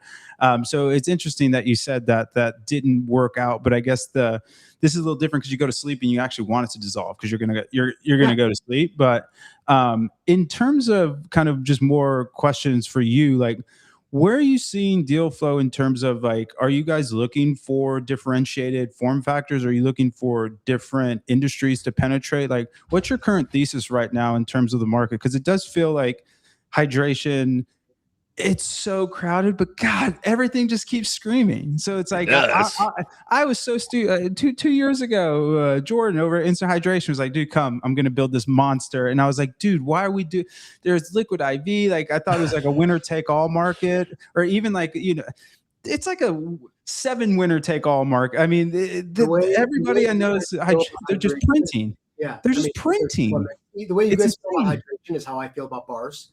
Right? I've passed on every single bar company I've ever seen, and like a lot of them have gone on to be very successful. You know, taking a step back, when you look at some of the most successful consumer brands of the past 10 plus years, they're not really original ideas. And you take a step back 20 years ago, the most successful companies, they're not original ideas. What they do is like they change the form factor or ease the friction a little bit. It's like Uber, right? Yeah. Uber's a taxi company. Yeah. Taxis, it wasn't an original idea, but Travis and team had the idea to like, hey, we're going to make it just a little bit easier, right? Grunes, vitamins, not the original idea. AG1 gummies. OLIPOP wasn't the first better for you soda. We're going to make it a little bit easier, right? The reason I think that hemp THC beverages are having, the wild success that they are and what ends up happening legislatively, I'm optimistic, but it's because, I assume we're all around the same age. I have a drink now. I feel like shit the next morning, right? That is the case. And then I'm out for 3 days after. Yeah. But the Holy Grail, like I want to feel that buzz, but I don't want the downside. And the non-alcoholic beers don't do it for me. Yeah. Because I'm someone, I don't smoke weed. I've never smoked weed. I've never had a gummy. But these hemp THC drinks, they give you a buzz. In the morning after, you're like 100%. And so they're the perfect, that's the Holy Grail that everyone's been looking for. And so we're, on the brand side, we're looking for things that permissible indulgence. We've got a company, GoNanas, that built a really successful banana bread mix baking company. And last week they just launched, you guys remember Little Bites, the mini muffins? Yeah. $1 billion brand that not that good for you. They released a better version of that in Target and Sprouts nationwide. Oh, did they really? Their week 1 numbers are, I think, 7 times what they expected. And so you got to be kidding me, Nate. And I think this is going to be a home run. And so it's, taking those nostalgic memories from childhood and presenting them in a way that like, hey, you wouldn't feel bad about feeding this to your kids. Yes. This is like everything that I always want. I mean, I'm like an Epicurean, at heart. I'm like always, I want to eat and drink and have a good time, but now you're like 39 and you got some kids and you want to be around a long time and you don't want to be like just totally overweight. And so this is like the conundrum is like, how can I like have something that like hits that nostalgia and delights my taste buds, but also I don't feel guilty about and I can share with my kids. Like this to me is like so much the thing. Man, I'm so glad that you shared this. I did not know about this, but now that I see it, it makes all the sense in the world. And I'd love to double back though here, Nate. I think this permissible indulgence. So I love that phraseology. It sounds like you're optimistic about THC beverages. What could happen? I've talked to other founders, friends of mine, not so optimistic. You're still just like, oh gosh, I don't know what's going to happen. Can you detail why you're optimistic on what's going to take place? I think the industry is really, really freaking big right now. It is, and the only historical precedent of cutting something off that's that big before out in the mainstream is prohibition. And we all know how to figure it out. I mean, if they ban this, I might become Al Capone. So I love that. You can quote me on that. Okay. The framework for how this could be regulated exists. And so I'm less optimistic about form factors other than beverage, right? But I think beverage can perfectly exist within the 3-tier alcohol system. And I think it might be the golden parachute that saves alcohol. I see. The golden parachute that saves alcohol. I mean, there's like so many people, there's so many less people who are drinking alcohol now, which I mean, like part of me, I don't know. I guess, as a red-blooded American from the 80s, like part of me is kind of like, what's wrong with everybody? But that's an interesting thought. Do you think alcohol is going to continue to decline? I mean, look, I think alcohol is always going to be there. If you look at I think there's some statistic that the 90% of alcohol is drank by like the top 10% of drinkers, right? Which is kind of sad. Alcoholism. Yeah. Right? Oh, wow. If you look at the science of GLP-1s, right? And GLP-1s right now, I think 1 out of 8 human beings in the United States is on a GLP-1, and it's only increasing. That's going up, Nate. I mean, I totally agree. The science of what GLP-1s does is it decreases addictive behavior and alcohol and addictive behavior. And so they're actually studying GLP-1s for a treatment of alcoholism. And so that's a massive threat. The other The other instance is you look at wearables, right? And so let's say hypothetically there's 75 million wearables in the United States, and I think that's only going up too. What do people use wearables for more than anything else? Sleep, track your sleep. What affects sleep more than anything else? Yeah, alcohol. So hypothetically, you got 75 million wearables in the US. Let's say of those 75 million, on average, they're decreasing their alcohol consumption by 20 servings a year, which I think is probably on the low end. That's 1.5 billion servings a year right there that wearables have decreased on the alcohol consumption. Wow. I mean, Kevin O'Leary, I heard a video from Kevin O'Leary yesterday that said something like, yeah, if you drink any alcohol like 3 hours before bed, it like ruins your sleep. And so you just got to have it at breakfast. That's when you got to do it. That's when you got to do it. And give yourself enough time. Three martini lunch. Yeah, exactly. Just, and then somebody else said, well, yeah, that's, recreating Mad Men from first principles there. I'd love to go back. I'd love to go back to the pouches. I think this is a really compelling argument that you have around alcohol and the wearables. This is, I mean, honestly, the wearables thing, it like makes me sad to look at, which is why I like don't wear them, because I don't want to see my scores. But I thought the Ulta pouches for sleep, to me, this is like brilliant. Because it gives you a window that, yeah, like maybe pouches can be more than just like a nicotine or nicotine-ish experience. Maybe I can get that same kind of mouthfeel delight before I go to bed. Or maybe I'm going to work out and I put that bad boy in for hydration. Pre-workout. That would be pre-workout. I would want to get jacked up on that. I'd do an upper decker to get going. Oh yeah, maybe a couple upper deckies. That's interesting for me personally. Pre-workout, because I have to like get by the mix, and then you have to mix it, and then you have to drink it. Versus like if I just go to the gym, pop one in for pre-workout, and then I'm doing my warm up. By the time I'm ready to hit the weight, that's a very interesting one. I mean, so I look at this and look historically again for the past 2,000 years, beverage has been the vessel through which we get alcohol, caffeine, hydration, you name it. In what energy, right? Mm-hmm. And what Ultra is doing is saying, hey, we're going to provide the same benefit and just change the vessel, right? Yeah. Make it easier, make it more portable, make it more functional. And I think Zyn paved the way, and the others have paved the way for this becoming, an acceptable form factor. And I think Ultra and Set and Whip and Enzy and Grinds, what they're doing is saying, okay, we're going to take this to the next level. And I honestly, I wouldn't be surprised if next year, in 2027, non-nicotine pouches are $1 billion plus category. Woo! You heard it here first, ladies and gentlemen, from the one and only Nate Cooper. Nate,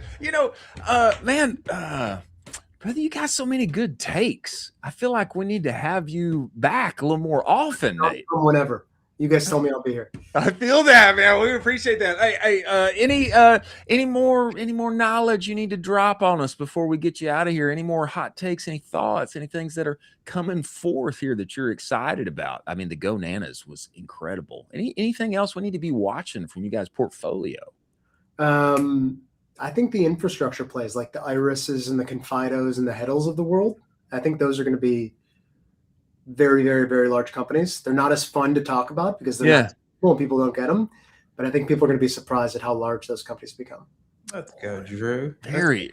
Can I ask you a really quick hot take? Yeah. Do I have a? Yeah. What's your take on the fiber boost? Do you have any fiber plays? Olipop is a fiber play. Yeah, that's true.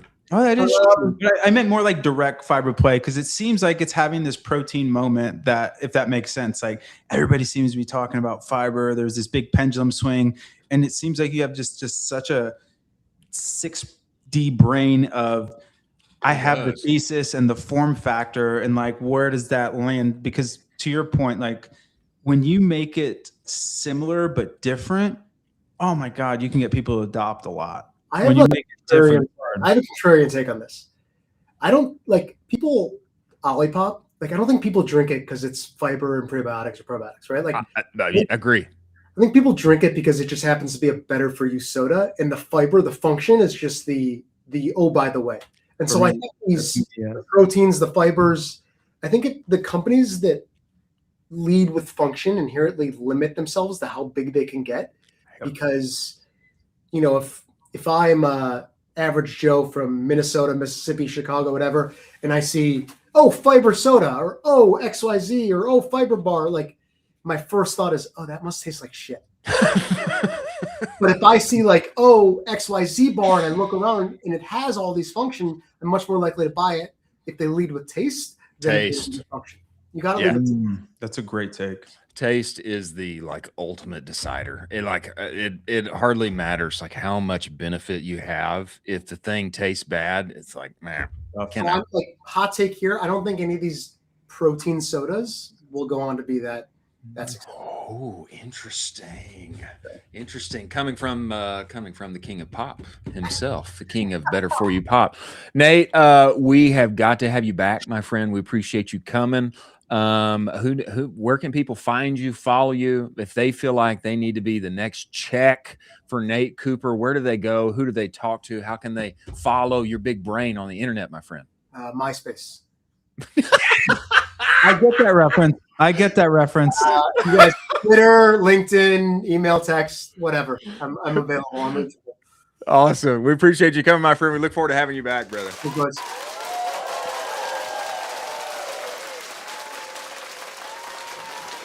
This is turning into quite a show, bro. This is turning into quite a show. This is a merry. I mean, I feel like I'm like on a New Year's Eve episode or something. It's just been hitter after hitter after hitter. I appreciate you putting me on. So these people are brilliant. Like I'm just sitting over in the corner taking notes. Like, gosh, Lee, man, everybody's just dropping bars. It's exquisite. Give the producer a raise, whoever's doing the bookings. Well, you know who's coming. Who's coming next in about 16 minutes is Chris Reuter, founder and CEO of Spikeball. as seen on How I Built This and many other places, the one and only Chris Reuter is coming on here, man. Absolute embarrassment of riches. But before we get there, ladies and gentlemen, let us talk about Proxima AI. Your buyer data already knows what ad you need to make next. You just don't know how to read it. That is the problem. Most brands, marketers just brief from instinct. What worked before? Let me kind of change it a little bit. Let me hand this off to the creative team. The problem's not effort. It's that you don't have signal from the actual buyer. And Proxima changes this by giving you different inputs. It reads your conversions from your customers and across 2,000 plus e-commerce brands and shows you exactly who's buying and what else they respond to and where your ad account has gaps. Okay. You connect your Meta, you connect your Shopify, and then Proxima is going to map every conversion back to a real buyer segment inside the commerce graph. So what they buy across the web, what they respond to, etc. Suddenly the gaps are visible, and what you get is a feed of creative briefs. That's what you get, a feed of creative briefs. Go to Proxima. Get all of your data grounded in the commerce graph. Get your feeds, your creative briefs going. First 3 creative briefs free every month. Go to Proxima.ai. Stop the slop. Many thanks for Proxima being part of the show. Now, lightning round. We lost Robin. I don't know where he went. We love him. Jack probably knows what happened. He'll be back. We do love him. We love him. Story here as we enter into the lightning round.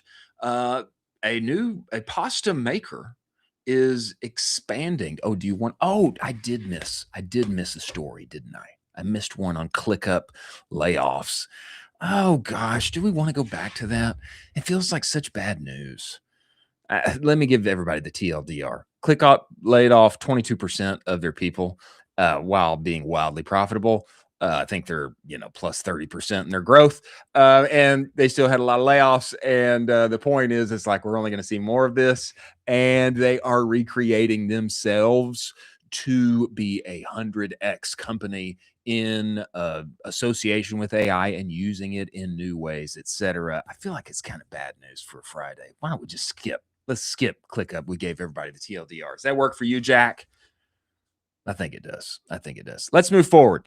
Let's talk about adding jobs. I gave everybody the ClickUp. Go ahead. Okay, I have a take on this. Give it to me. This is closer to my world too. I straddle both the worlds, but you do. Okay. So I'll go quickly. But I think what's happening, and you're seeing this across Cloudflare. the Cloudflare CEO actually said this, so I'm parodying him. He's brilliant, but the measures are getting nuked. The measures. You got to be a builder or a tastemaker. Those are the people that will still have jobs. If you're a measurer, if you're middle management, if you're doing reporting, if you're doing all that stuff can be AI'd away. You can't AI actual taste. Taste is going to be the last bastion, and building is getting consumed by the builders, by people that are actually adopting AI. So my take is that it's horrible for people to lose jobs. You don't want people to lose jobs, but this is actually creative destruction. Like Cloudflare had a banger quarter. It did great, and it still laid off, I think, like 30% of the people, but it was all measures. So if you're a measurer right now, my advice to you is, can you find ways to be a tastemaker, or can you actually become a builder where you're actually building? Because if not, the builders are actually going to build you. They're going to take your, or they're going to construct ways to do your job better because, AI is better at measurement. Yeah. AI cannot do taste. So that's my take on the ClickUp stuff. I don't know the ClickUp financials, but I know a lot of the bigger companies are doing well, and they're cutting these people, but they're cutting the measures. So if you're a measurer right now, trade that ruler for a hammer or one of the two, because that ruler ain't going to be useful anymore because AI is going to be doing it better than you are. I think this is the right thought. You got to trade your ruler in for a hammer. I'm just gonna. I think we should just cover it. We're talking about it. Let's talk about it. Yeah. Everybody don't be sad. There were layoffs, and we do feel sad for those who got laid off. But Jack, why don't you bring up Zeb Evans at DJ Curfew? Kind of an interesting at, by the way. Apparently, maybe he was a DJ at one time. He had this to say: today we reduced headcount by 22%. The business is the strongest it's ever been. I mean, it's not funny, but I am laughing. One must laugh, especially if we've been crying. So I think it's important to be direct about what I'm seeing and why. First, I made this decision and I own it. Wise of him to say that. I did it because the way to operate at the highest level of productivity is changing, and to win the future, ClickUp needs to change with it. This was not about cutting costs. Most savings from this change will flow directly back into the people who stay. We'll be introducing $1 million salary bands. If you create outsized impact using AI, you'll be paid outside of traditional bands. Most importantly, I have the deepest gratitude for those affected. We're doing this from a position of strength specifically, so we can take care of people properly. Everyone affected receives a package aimed at honoring their contributions and easing the transition. I only see two options: wait for this to play out gradually in the market, or be honest about what I'm seeing and act proactively. And, he continues to talk here at length about how he wants to create a 100X organization, and the builders, the 10X engineers. You scroll down and see this, Jack, and agent managers and what he calls front liners. And this is his whole point. He says the wrong strategy is to push every engineer to use infinite tokens. Companies he's doing this are celebrating 500% more pull requests. He said the new world is about enabling your 10X engineers to become 100X. And then he goes on: 10X product managers, 10X the system managers, the frontliners, rewarding 100X impact. Anyway, this is the point that you have made. It's time to trade in your ruler for a hammer and get in the game, because this is the way that tech seems to be restructuring itself. I mean, again, really hope they took care of them, let them keep the laptop and stuff. It's terrible when people lose their job, but the reality in a capitalistic society is there's winners and losers. And the cool thing is, this is the best time to be alive. You can learn whatever you want. AI is incredible. Start playing around with it. Get a cloud code project. Just have ideas and start building. The downside is this is the worst time to be average and the best time to be exceptional. And so I think his thesis is spot on, where you're going to see really small companies being able to support a boatload of revenue. So you're going to see revenue per employee explode. It's just going to be what it's going to be. The token usage is actually getting really interesting. So for me, with the AI, like the Claude Max plan, the $200 plan is the best buy right now. It's incredible. So heavily subsidized, and they're taking it away, I think, in a little under a month. June. Oh, June 15th, they're gonna the PR spin was great where they said, oh, we're now going to give you credits towards the CLI, the command line. So that was great. But I think you're actually going to start to see it become more important to be an efficient builder, where there was this wild west for about a year now of just incredible subsidies, kind of similar to, remember Uber? It was like Uber or Instacart. It was economically irresponsible not to order from them because they were so heavily subsidized for the VCs. I think you're starting to see Anthropic gear up for the IPO. You're starting to see OpenAI gear up for the IPO. So they need to get a little bit more price discovery right now and take that perversion out of the market with the subsidy. But I think, dude, again, the best time to be alive is the time you're alive. But ultimately, here's an easy rule for you. How close are you to the revenue? I call it proximity to profit. Yes. If you have a really big delta between you and how the company makes money, brother, not great. No bueno. But if you're like, for example, like customer support, if you're actually a high tier, like not even customer support's a bad way to say it, but customer success, like if I'm enabling expansion revenue, if I'm retaining customers, that's a really hard job to like AI away. Customer support, I can AI that away, but customer success, very difficult. So tastemakers and AI builders, not only are you safe, you are going to reap so much money. You're going to become, you're essentially kind of the law of energy, right? Energy is not created nor destroyed. I don't think the revenue salary is actually going to go away. It's just going to shift into those two camps. And that comes from the measurers. So these people are going to get paid a boatload. So if you're young, skill up into being a builder. It's hard to be a tastemaker when you're young because usually taste is a function of experience, exposure. And then if you're older and you can be a tastemaker is going to be the most secure. It's going to be very difficult to automate taste, but taste is also something that is very innate. It's kind of vibe checking. It is. Where you can become a builder. You can learn how to build really great AI systems. And the coolest thing is if you are entrepreneurial and, maybe you are a measurer right now, take that measurement and can you build systems? Exactly. And then maybe you can start your own little company where it's like, hey, I don't need to work for somebody. I can actually have my own company if you can learn to build AI. So not to say that these people are screwed, but in the current environment, if you are a measurer, you need to get a hammer or an Armani suit. Other than that, it's going to be tough. I believe it was Toby. I may be misquoting, but the infamous Toby of Shopify, I would rank him. I don't know that he is originally from Canada, but I count him as a Canadian because Shopify is there in Canada. Yep. And I would rank him as one of the top 5 Canadians of all time. And I believe he said, safest job in the whole world is entrepreneur. That's what he said. So there's something to becoming a builder. Now is the time, especially if you just got laid off, which we pour one out for you. Yeah, we'll definitely pour one out for you. But yeah, I think this is just, it's, an incredible time. It truly is. This is something like when you play with Claude Code and do some, like having the ideas and breaking them and then seeing it actually do these things and there was a really great talk of a high-level programmer, and this was 10, 20 years ago.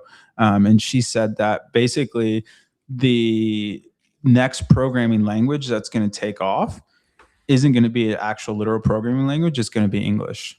And you're seeing that now. You're seeing that now where programming actually doesn't matter anymore. Like the AI can write the Python scripts. It can do the code. It can do the API. What matters is the ability to go through the idea maze, to have the goal in mind, and then be able to articulate it in a meaningful way to the AI to be able to build it. And that's something that is really cool because a lot of times that technical knowledge is really hard to absorb and obtain, where now you can go learn about an industry, or if you already know about the industry, you can say, hey, where are the gaps here? This is how I've always wanted it. And you can actually build it. So I think there's, silver linings of the clouds here. But if you're a measurer, man, but candidly, I hated measures anyway. So RIP. The one and only Rava. The people's champ. People's champ. Lightning round here before Chris of Spikeball comes to us. Big expansion in Avon, New York. Big deal made about this on the news here yesterday, today. Avon, New York pasta maker. Is it Barilla? Barilla? I can hardly see it. But I mean, a big pasta maker. They are celebrating the expansion of their manufacturing. The one downside here, I'll just note, we're talking about adding 90 jobs. And I just, when I saw that, there's so many, like thousands of people that are getting laid off. I wish we could have had a few more zeros at the other side of this. It is reality. Is reality. We celebrate, the adding of jobs, but would like to have seen a few more. There was a hilarious response on this from the White House, the American pasta. We don't need to play this, Jack. Just show us, the next one. No, don't play the video. We don't need to see the video. No video necessary. The next tweet, though, from the White House on the pasta that is to be made from the new Barilla factory was hilarious. And maybe we cannot pull it up. I don't know what is happening. But let's move forward. Oh, do we have it here? Oh, we do. Look at this. Look at this Celebrate America 250 pasta. That would be pretty cool if they could actually make that. I don't know that they can, but I would at least try it. Would you try this? I'm not going to lie. That kind of goes hard. It kind of goes hard. Yes, it does. Yeah. It kind of goes hard. America 250. Figure celebrates 250,000 packages from their robot. Have you been following this live stream, Rabba? No, put me on game. Okay, so Figure, who has made the Helix robot, they have been having this live stream where he does something on the line inside of this warehouse, and they had him race a human. The human won by 200 packages over a 8-10 hour time span. But the thing is that the robot just kept going. Of course, they rotate the robots in. This is the moment of them getting near 250,000 packages and the robot getting sprayed with champagne after he's done, and he just sadly folds up his arms and walks away. That's all the humans celebrate behind him. Is this AGI? Have we reached it? This is real. This is real. And have we reached our? This is general intelligence. It feels. The clock hit 0. Yeah, at the scoreboard, and it knew. And it knew. Said, hey, I'm done here. These robots, they're all networked together. They like have the same brain, and they like talk to each other like throughout. And so our big, talk throughout the week, we covered it and watched it multiple times because it's entertaining. Our big talk was like, is this the future of 3PLs and blah, blah, blah, blah, blah. But nevertheless, a good job to Rosie here. I believe this one is Rosie or Rose, however one would pronounce it. Congratulations to Robot of the Hour. Probably did not enjoy getting sprayed with champagne. Let's make this the last one. The last story in our lightning round here, Unhinged watch ads. Are you a watch enjoyer, Rob? I tried to get into watches. Everything about watches I love, but I wear my Apple Watch a lot, and I tried to do the double barrel. The girlfriend hated it, so I had. But yeah, I have a decent piece, but I'm watch curious. You're watch curious, yeah. Jack. If you will, expand these Unhinged watch ads for us. This is farewell to my mother-in-law, and they're pouring out her ashes, and then they also have a couple of shots of their watches. They're in the same post. Yo, this is more of what's coming. Okay, this is just the first one. Okay, next ad. Best friend passed away at 27 years old. Here's a shot of his watch. Next one. Girlfriend is drunk. Here's a shot of his watch, and then last one, laid the watch next to the newborn. Gripping onto my date just in full health. Anyway, Unhinged watch ads. Not sure if we should draw inspiration, but worth noting and good for a chuckle, nevertheless. Wow. The internet will always be undefeated, man. The internet is undefeated. Okay, we have Chris Reuter, CEO of Spikeball, the resurrector of Spikeball. He is coming to us right now. Also, like, RoundNet. There's like this whole sport now that exists around Spikeball, which is incredible. He is coming to us right now. Before he comes in here, let us talk about Postscript. Ladies and gentlemen, focus is an amazing thing, is it not? Yes, it is. When you focus, you get outsized results. And I know whatever partner you have right now, their SMS, they do 6 or 7 things all together for you, and that's kind of convenient. But Postscript only does SMS all the time. And when people make the switch, they see a plus 22% increase in SMS revenue. Now, I didn't see that. I saw a whole lot more. We went from making like very little money on SMS to being a top 1% account on their entire platform. And the secret is I just did what they said. That's the secret. And what they are saying right now is that you're leaving a lot of money on the table when your customers text you back and you leave them on red.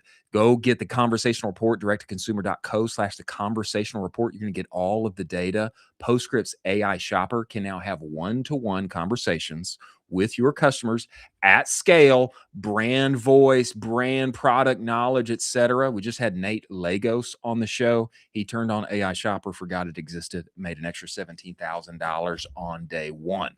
Go talk with Postscript. Tell them that Ecomm Cowboy sent you. Many thanks for Postscript being part of the show. Now, we must bring Chris Reuter inside of the show. He's founder, CEO of Spikeball.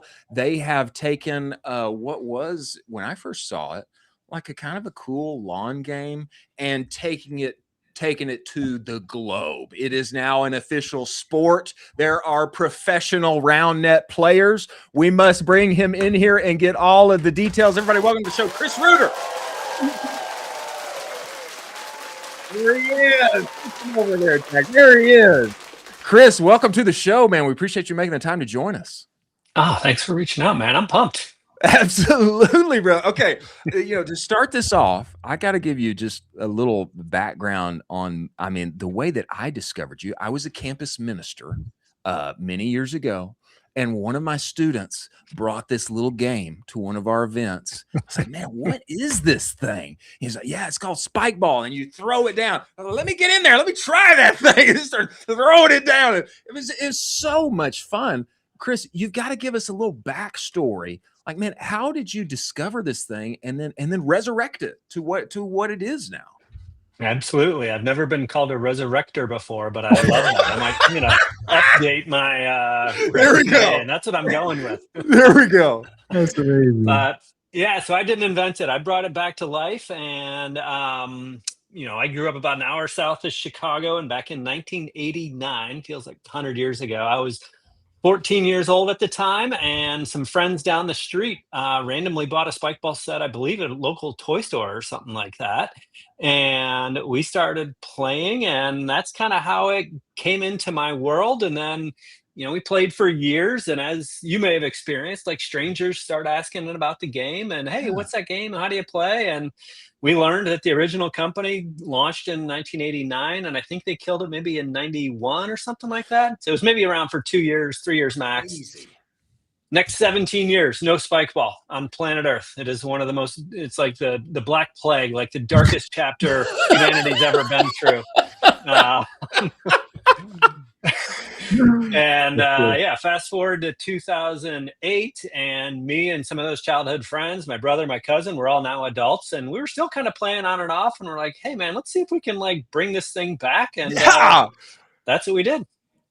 Okay, so tell me this, Chris. I'm sure you guys went through, I'm sure it took a lot. I'm sure it took a lot to get this thing back and, find a way to make it and all of that stuff. And I would imagine you probably, didn't just quit your job right away and Spikeball must exist. I quit my job. I'm going all in. Man, tell us what was that experience like actually bringing it forth, remaking it, all of the things. And then how'd you find product market fit? Who did this end up really resonating with? How did you guys find a path forward there?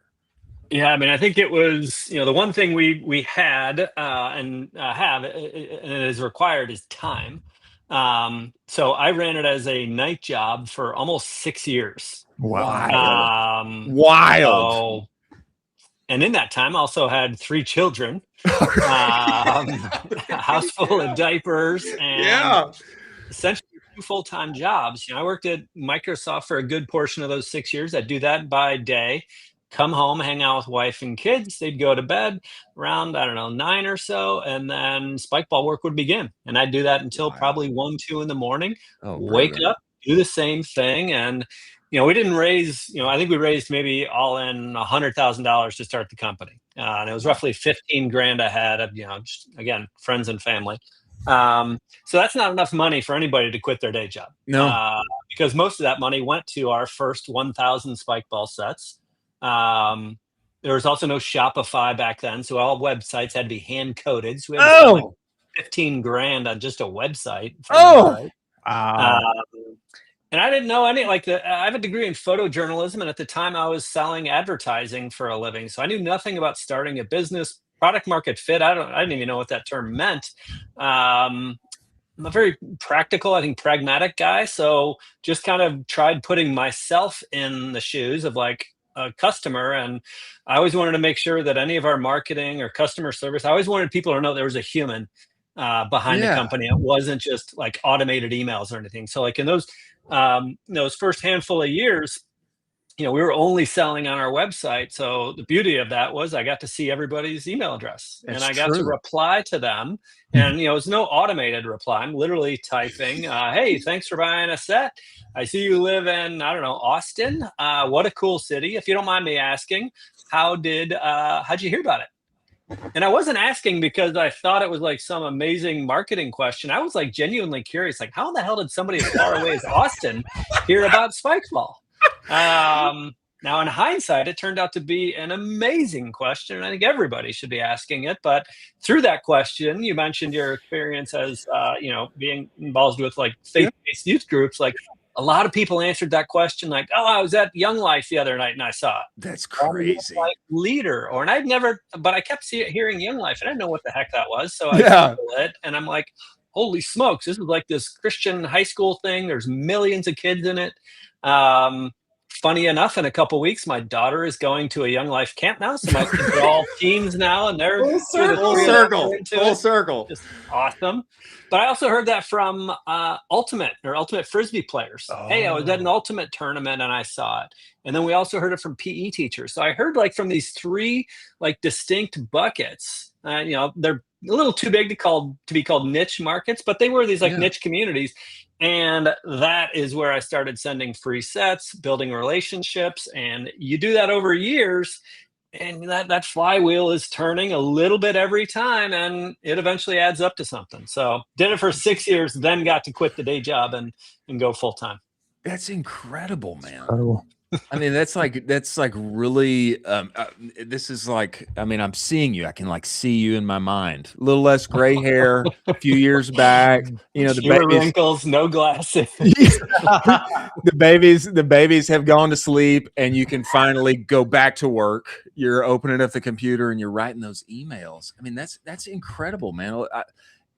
One thing that when I first saw it, I was like, oh, wow, this is like perfect for like being outside. We were doing like some tailgate before the Texas football game, and we've got the spike ball out there. I was like, man, this is like perfect for this. But it seems like over the years, I wasn't even aware of this, Chris, but it seems like spike ball has become like a legit sport where there are, I mean, you got athletes, I mean, maybe even pro athletes who are, they are focused on this thing. I mean, did that happen like after you went full time? I mean, like, what's the narrative on that? That's incredible. Yeah, so definitely was not part of the plan. But I'm so grateful that it has happened. And it's kind of, we do a very good job of following what the community wants, I believe. And, when I started, I figured, okay, if somebody gives me the 50 or 60 bucks for the product, I'll mail it to them and done. That was fun. But the emails started flying and relationships started happening, and I start learning like, oh, they're, on social media, there's some friendly trash talk between like East Coast and West Coast players. Okay. All right. So they're both claiming to be best. I guess the only way we'll find out is if they actually play each other. So they started running some tournaments. We ran some, and that became a thing. And, now there's global competition. Like this weekend, actually, after we finish here, I'm jumping in my car and driving to Charlotte. The college national championship starts 8 a.m. tomorrow morning. Seriously. So there's going to be, I don't know, 400 students, something like that. Wild. Dozens of colleges, and these, it's incredible to see how serious everybody's taking this. So there's rankings, there's people practicing, people trying to get sponsorships for their teams. Schools you think of any regular club sport at a school, round net is one of those. And if you're scratching like, wait, what's round net? Round net is the technical name for the sport. A lot of people call it spike ball, so yeah, there are round net clubs all over the place, and it's been incredible. We do. There are sort of two very distinct groups, like the competitive and the casual. Okay. The competitive folks are showing up wearing cleats. They got jerseys, and they're arguing about what the official serving distance should be, and there'll be heated arguments about the rules, just like two basketball players would say, should the 3-point line exist, or whatever it may be. But the competitive players make up, I'd guess, 2% of the overall market. 98% of people want to go play on campus, have fun with their friends, maybe bring it on a camping trip, play in the backyard. However, those 98%, a handful of them eventually become competitive players. So we need to grow both pies. But if we grow that 98%, that should allow the sport to become a lot bigger over time. But yeah, it's been, again, not part of the plan. We just kind of heard what the community wanted. And, this weekend, we're not running the show. We are the official sponsor of it. So our products will be everywhere. I'll be showing up, handing out T-shirts and telling people about new products and stuff. And lots of fun, though. The thing that I love about this, and I'm sure you have, this in the back of your mind also, Raba. I've got a couple of friends that have created lawn games of some sort. One is CrossNet, another one Bucket Golf. We had the founder of Bucket Golf on here recently. And what's wild to me is that when I think about this kind of product, I think incredible, family's going to love it. Also, how do I get somebody to buy it again? Because they got one, and so that's like the problem that I'm just thinking about as a marketer. Like, how do I get them to buy it again? But what has happened as this has become like an actual sport that people gather IRL in real life around, it seems to me like that community element. And now you're not just growing a product, but you're also like seeding and growing a sport. It seems like that's like got to feed the LTV for your customer and like grow the TAM over time. I mean, this is to me, this is like the best thing that could have happened for Spike Ball. Perfect example. I got a note from a kid that just graduated from Indiana University, and he's been a part of their alma mater. Oh, we got a grad here. All right. We do. Let's go Hoosiers. Bloomington's beautiful. And so, yeah, he's been a part of the club for like 4 years. And he just sent the sweetest note just saying, hey, Chris, just want you to know what this club has meant to me over the years. It gave me my circle of friends. We traveled, we trained, and it was, you know what he was asking me for? Absolutely nothing. He just wanted to show gratitude. And his parents are raising him right, number one, just sending him a letter of thanks out of the blue. And then he goes on to tell me about, hey, I just graduated, got a job in New York. I'm moving pretty soon. So I reply, hey, thank you so much for the note. That is just the most gratifying thing. These are the type of things that don't show up in the spreadsheets, when you're running the month-end numbers, but it's the real heart of what we're doing. And anyway, he said he's moving to New York. And I said, oh, by the way, there's a really active handful of active clubs in New York. One has like 1,500 members in its Discord. Seriously. If you're not aware, let me know. And he replies, I'm actually playing with them on Tuesday. That's crazy. So he's moving to a foreign, not foreign, but a foreign area to him, right? Big city. You don't know anybody. Who am I going to hang with? He has a pre-installed circle of friends waiting for him. That's crazy. Our community is one of the most inclusive, welcoming groups, and he's going to show up, and they're like that story is what I want the world to hear. That's incredible. So just great stuff like that. So that's amazing. Can I just throw Please? a couple? Yeah. One, that's absolutely incredible. That's the show. But I'm going to put my little capitalist hat back on. I do love that though. And us Indiana boys, the Midwest is Midwest is special, but let's make some money here. So for what Chris was talking about, have you guys thought of any sort of like, one of the best things about sports is you get these gearheads. So have you thought about like accessorizing, whether it's gloves or things or something like that? Because that can also become a better like the entry point becomes like you break in, you break in with break even maybe on the set, but then you make money on accessories and things like that. Is that something on the path? We definitely give it thought. The downside is our competitive community right now is still so tiny. Even if a big percentage of them were to buy fill in the blank training equipment, it's going to be this big. So the internal debate we have often is, okay, if we're going to develop a new product, should it be aimed toward the 98% or the 2%? Yeah. I could build an equal argument, right? The 2%, they are the most dedicated. They play the most often. Spend more money too, right?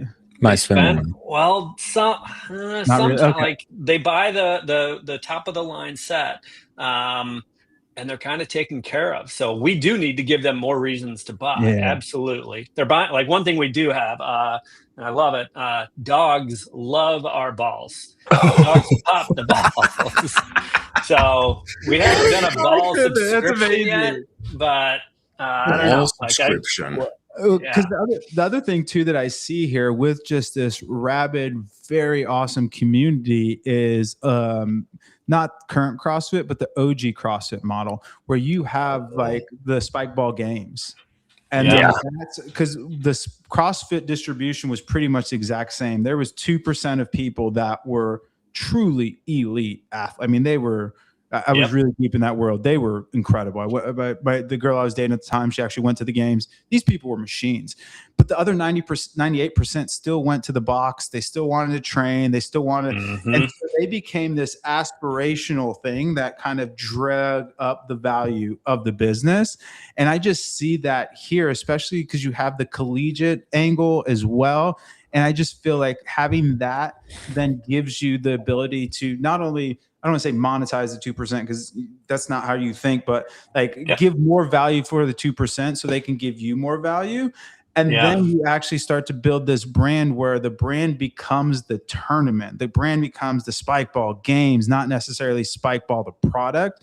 And it seems to fit kind of with the trajectory. And all you need is that overarching layer. And you still have, because there are still CrossFit competitions all around the world. Yeah. The CrossFit games, the one that was sanctioned, that was the show, man. That was the show. So I don't know if you've thought about that at all, but like stuff, this is serious, man. Like these people are like, they're taking it, like, arguing and stuff about like, that's awesome. Like this is real to them. This isn't like a backyard game. This is, and so it just seems like this is right for putting your stamp on owning the actual tournament of it. It just seems like a logical next step for going deeper into that competition realm.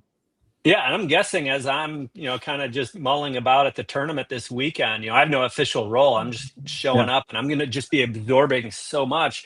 Ideas will come to mind and say, oh, I see they're doing this. I wonder if we could create a product or service that does this, that helps. Yeah. So like I was talking with this guy, Jason, who heads up a club in Boston. And he was sharing with me, he's like, yeah, we have, they've got tons of people that come out for their regular pickup games and stuff. But he said, we created a women's only pickup night. Oh, and I'm like, oh, that's cool. And he's like, yeah, because the women felt it was a little too bro-y. Yeah, a little too bro-y. And they wanted kind of their own space. So they're running it. We're here to support. And I'm like, I so love that. That's his way of following his community. Yeah. We're following him. And as long as we're always responding to kind of what they're looking for, and of course we get things wrong from time to time, but we developed the new Titan set. That's our new top of the line tournament, and it comes with a larger ball. It's the Atlas ball. And we've been getting great responses from that. It's, if you want a legitimate sport, you need real equipment. And this is, I believe, our first real Olympic quality. This thing's badass, takes a beating. But yeah, I don't know. Like, I've also thought, there's a lot of, I see a lot of retreats, not run clubs are, blowing up everywhere. But years ago, someone from the community took over a summer camp, after the campers were gone for the summer. And it was a 3-day party, spike ball, drinking, just awesome, right? That's something I think we need to bring back to life. And maybe there's one chapter of that for the competitive set where they are doing a bunch of training and all that. And the other track is for casual players who just want to come have fun and meet people of the opposite sex or whatever it may be.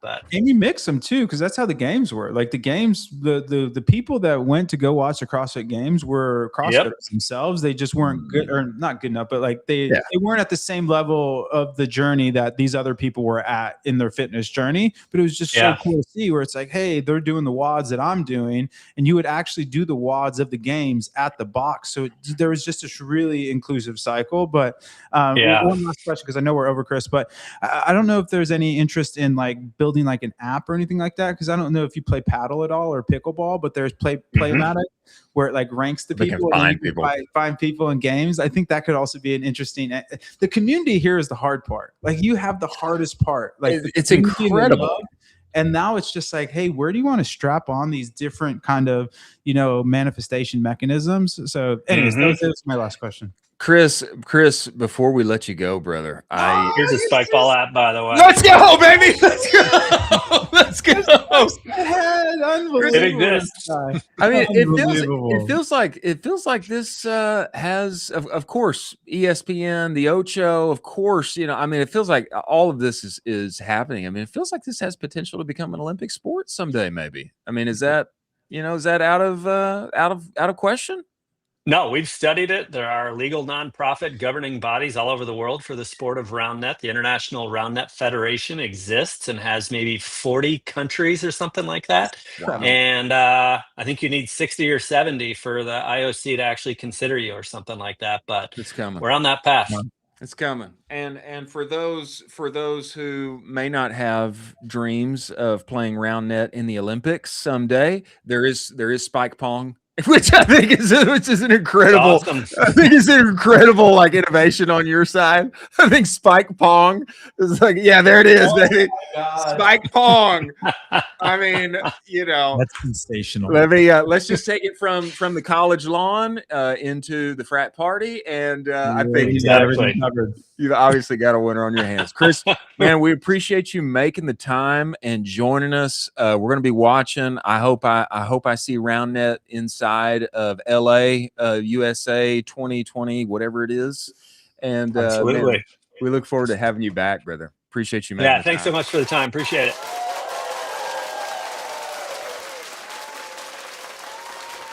Dude, this has to be an all-timer, right? This has to be an all-timer. This is a generational run, right? I mean, everybody was. This is wow. I mean, just a generational show. Unbelievable. Now, Raba, I know that we are running up against your time here. I'm going to stay. I'm going to stay. I would love for you to stay, but if you got to go, we will. How much more we got? Maybe. I mean, that's the wonderful thing about being live. You just never know. Just run. You never know. I can give you 10 more. Let's do one more segment. Let's do one more segment. Does that help you, or does that make it further? Brother, you are always a help. Oh. You are always a help. Dude, IU guy showing up well. Come on. I think there's legs to that, dude. I think that could be the next CrossFit. Because there's enough of a skill vector to make an elitist class, but it's not something that is too hard that you can't, it's going to take you years to learn. And I think that, and then the community that it has around that was the guests today have just been. And then talk talk about the other 98% and growing that. The TAM for Spike Pong, I think, is quite large. Well, I think and again, he's the brilliant guy, but I would push back and say everything that CrossFit did was to make that 2% be aspirational. Oh yeah, for sure. Like the 98% paid money to be like the 2%. So without the 2%, the 98% really didn't matter. And so like everything was built around the CrossFit Games. The CrossFit Games, actually, fun fact, for a really long time lost the company money. They just wrote it off as a marketing expense. But it brought everybody together. It was incredible. That's a really cool story, man. What a find. Great find. And we're going to talk about universal ads, and then Jack, I want to make Raba's last content piece here, the nukes before building a company, from our good friend Nick Shackelford, and we'll make that here his last term. Before we get there, let's talk about universal ads, ladies and gentlemen. If you are growing and if your growth is plateauing on social and search channels, it is time to rethink TV. TV is back. Okay, universal ads makes it simple for D2C brands to get on TV campaigns designed for performance without the usual mystery involved with television. You get access to both premium streaming and linear inventory, all in the same place. You're reaching net new target audiences that aren't, where you're already spending, where everybody's spending their money on crowded social channels. And there's no hidden markup fees. This is the big secret. There's no hidden markup fees. So 100% of your dollars go to actual media, campaign setup, management. It is all simple, feels just like search and social, and you can be up and running in minutes. It is TV designed for performance marketers. Go to universalads.com, use the code UA Cowboy, you get $1,500 in matched ad credits. TV is back. Many thanks for Universal Ads being part of the show. Now, Roba's last period here. Let's go to Nick Shack. Give us some wisdom, Shack. We need just a little wisdom from our guy. He laid this out. I just wanted to read this and get your thoughts. Anything that resonates with you, stands out to you here. Truth you need. Truth nukes that we all need before starting a business. Truth nukes before you build a company. Mindset, number one. Nothing's ever as good as or as bad as you think. Your win is smaller than it feels. Your loss isn't fatal. Patience and push, both. Everything takes way longer than you think. Anything stand out to you there? Resonate with you? Yeah, there's a great quasi-Buddhist. There's a great Buddhist kind of koan, chop wood, carry water. And so basically what that means is you won the national title, chop wood, carry water. You lost the national title, chop wood, carry water. So it's exactly very stoic as well. Don't get high on the highs, don't get low on the lows. If you've ever been involved in a startup or started your own company, you know there's only two emotions. I am a god. This is incredible. And existential dread. There's never like, hey, we're doing good. Things are good. So I think if you don't have that context, you don't want to, when things are good, be happy. When things are bad, be happy. Like, again, chop wood, carry water is what I'd say. Chop wood, carry water. And I will say, nothing's ever as good or as bad as you think. Every time I ever watched film after a football game that I played, if I felt like I'm going to die, it was the worst. We watched the film, it wasn't that bad. It wasn't as bad as I thought. If I felt like I'm the stud, I am the next Hall of Famer. That was the best game I ever played. We watched the film. Like, pancake. It wasn't as good as I thought, really. It's funny. It's funny how the way that works. Self-awareness. Oh, go ahead. I'll give you one more on the good and bad.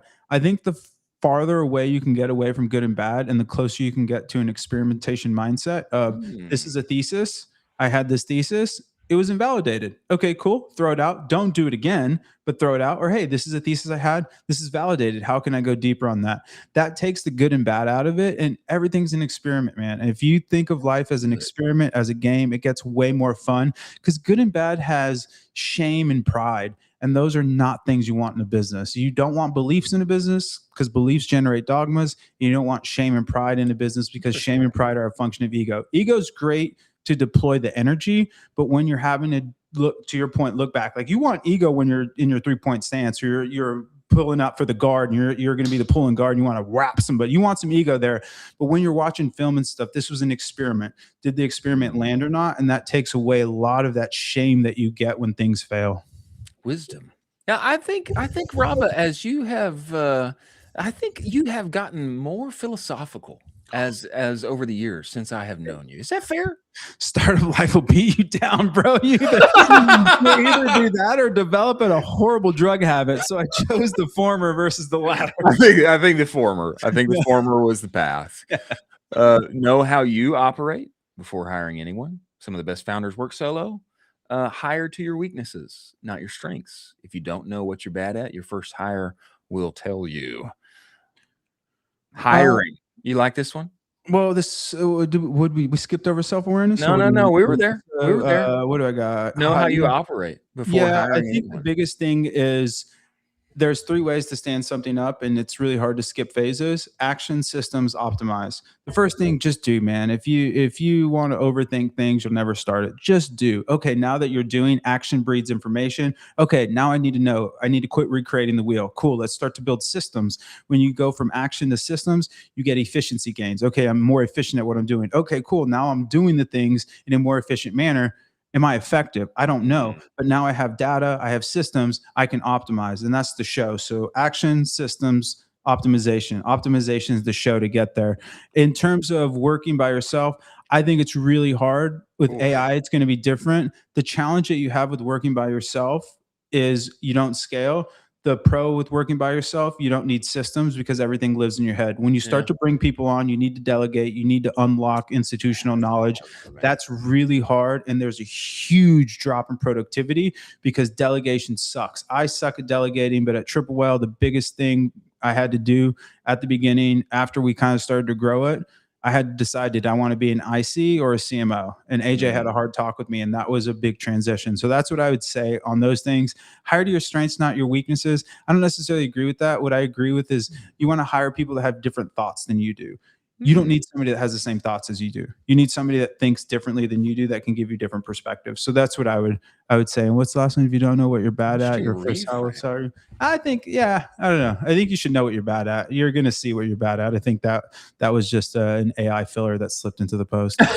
Well, I know what I'm bad at now. I didn't many years ago, but I do now.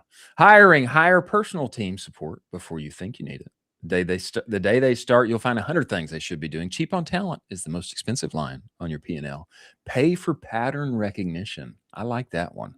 Pay for pattern recognition, not hourly rates. You want to comment there? You want me to go to branding and money? Let's see what I got. Hire a personal team to support you before you think you need it. I think this is true. I think the challenge is you need to understand that you're going to take a hit in productivity. Scaling these personal teams up is really hard. Just know, like, are you ready to deal with that? That's fine. You're going to come out the other side way more productive. It's kind of like with weightlifting. Like, you need to break down the muscle to develop it, and then you get the adaptation, and then you're stronger and you'll compensate for it. But just know it sucks. It's really hard, and just know that going in. So I would also say you want to do that probably in an advantageous time where like a dip in your business or a dip, like don't do this before Black Friday, Cyber Monday and try and onboard people. It's very, very hard. The day they start, you'll find blah, blah, blah, another AI filler. Cheap on talent is the most expensive line on your P&L. I think this is interesting. I have the belief of paying less people more. But I think that is your management style, your P&L, and your access to capital. I think what happens when you hire, you can find cheap people that are really talented. What happens is you can become an incubator, and then you teach them, grow them, and then they're like, hey, you're great. I love you, Chris, but I can go make a bunch more money over here. See ya. So that's the trade-off that you're making when you're paying people under market.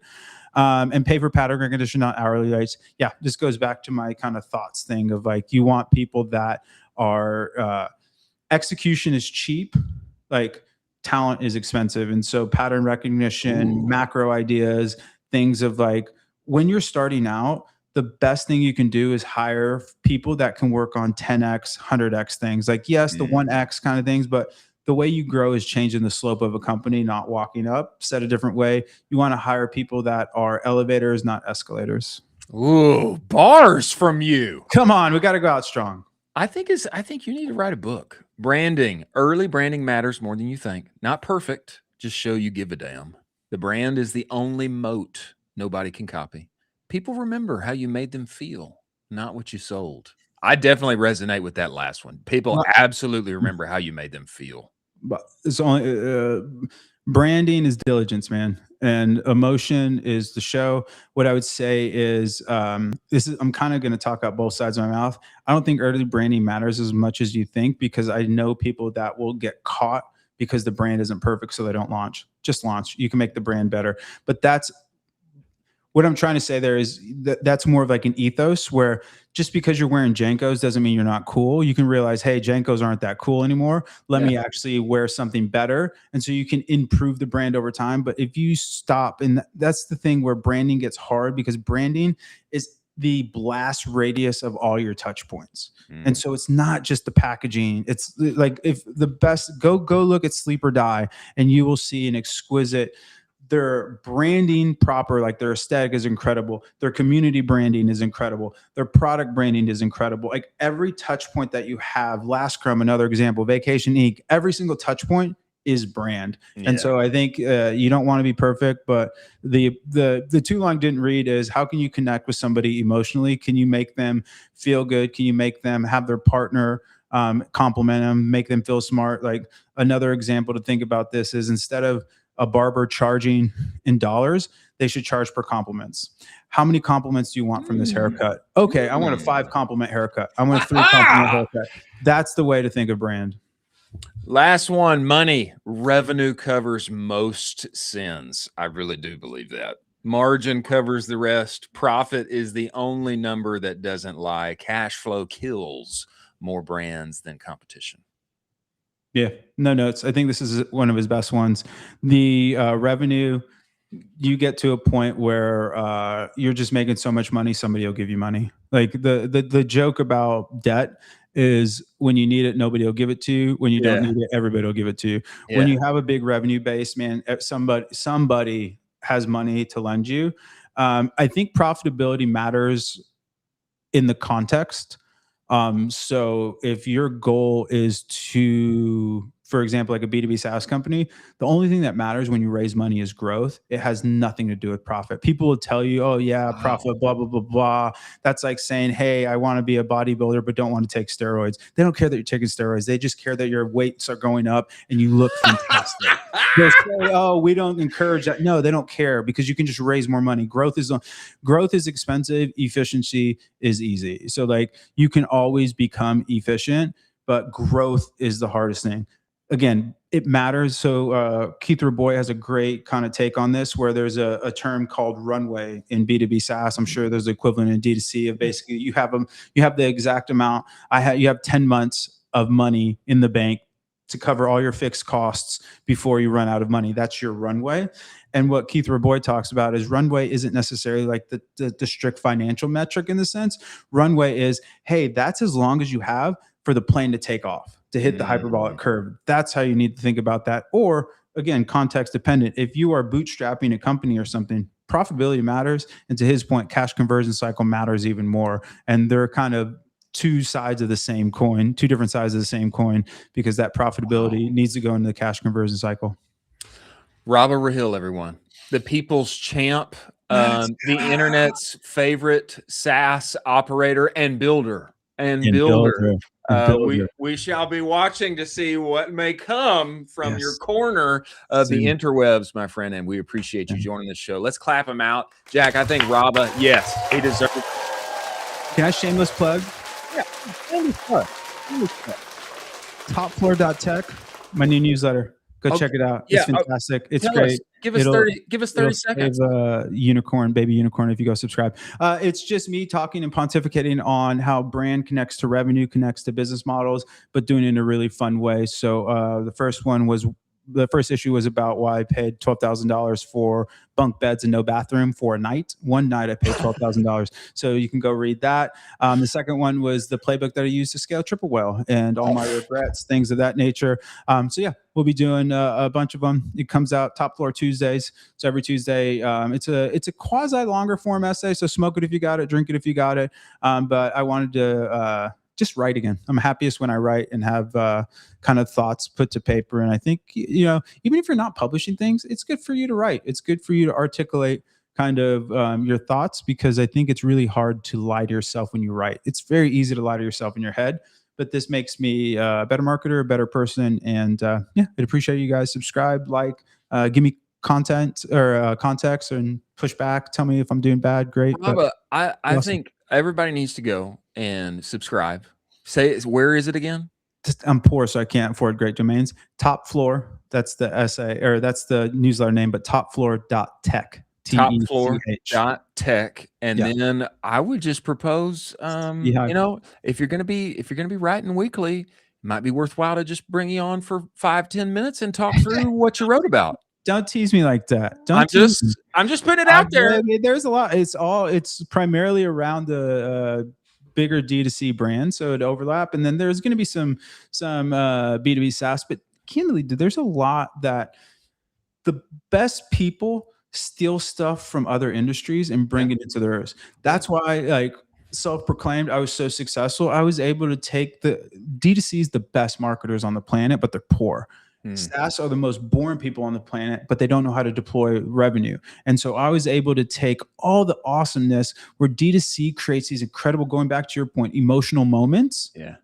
But I could do it with a balance sheet that actually made sense. There's so many D2C brands that have incredible ideas, but they can't do it because there's just economic constraints where being able to do that. So I would say steal from other adjacent industries, because you'll find what people are doing is really awesome. And candidly, that's where I find some of my best ideas, is like reading the biography of the Four Seasons. That's one of the best brand books you'll ever read.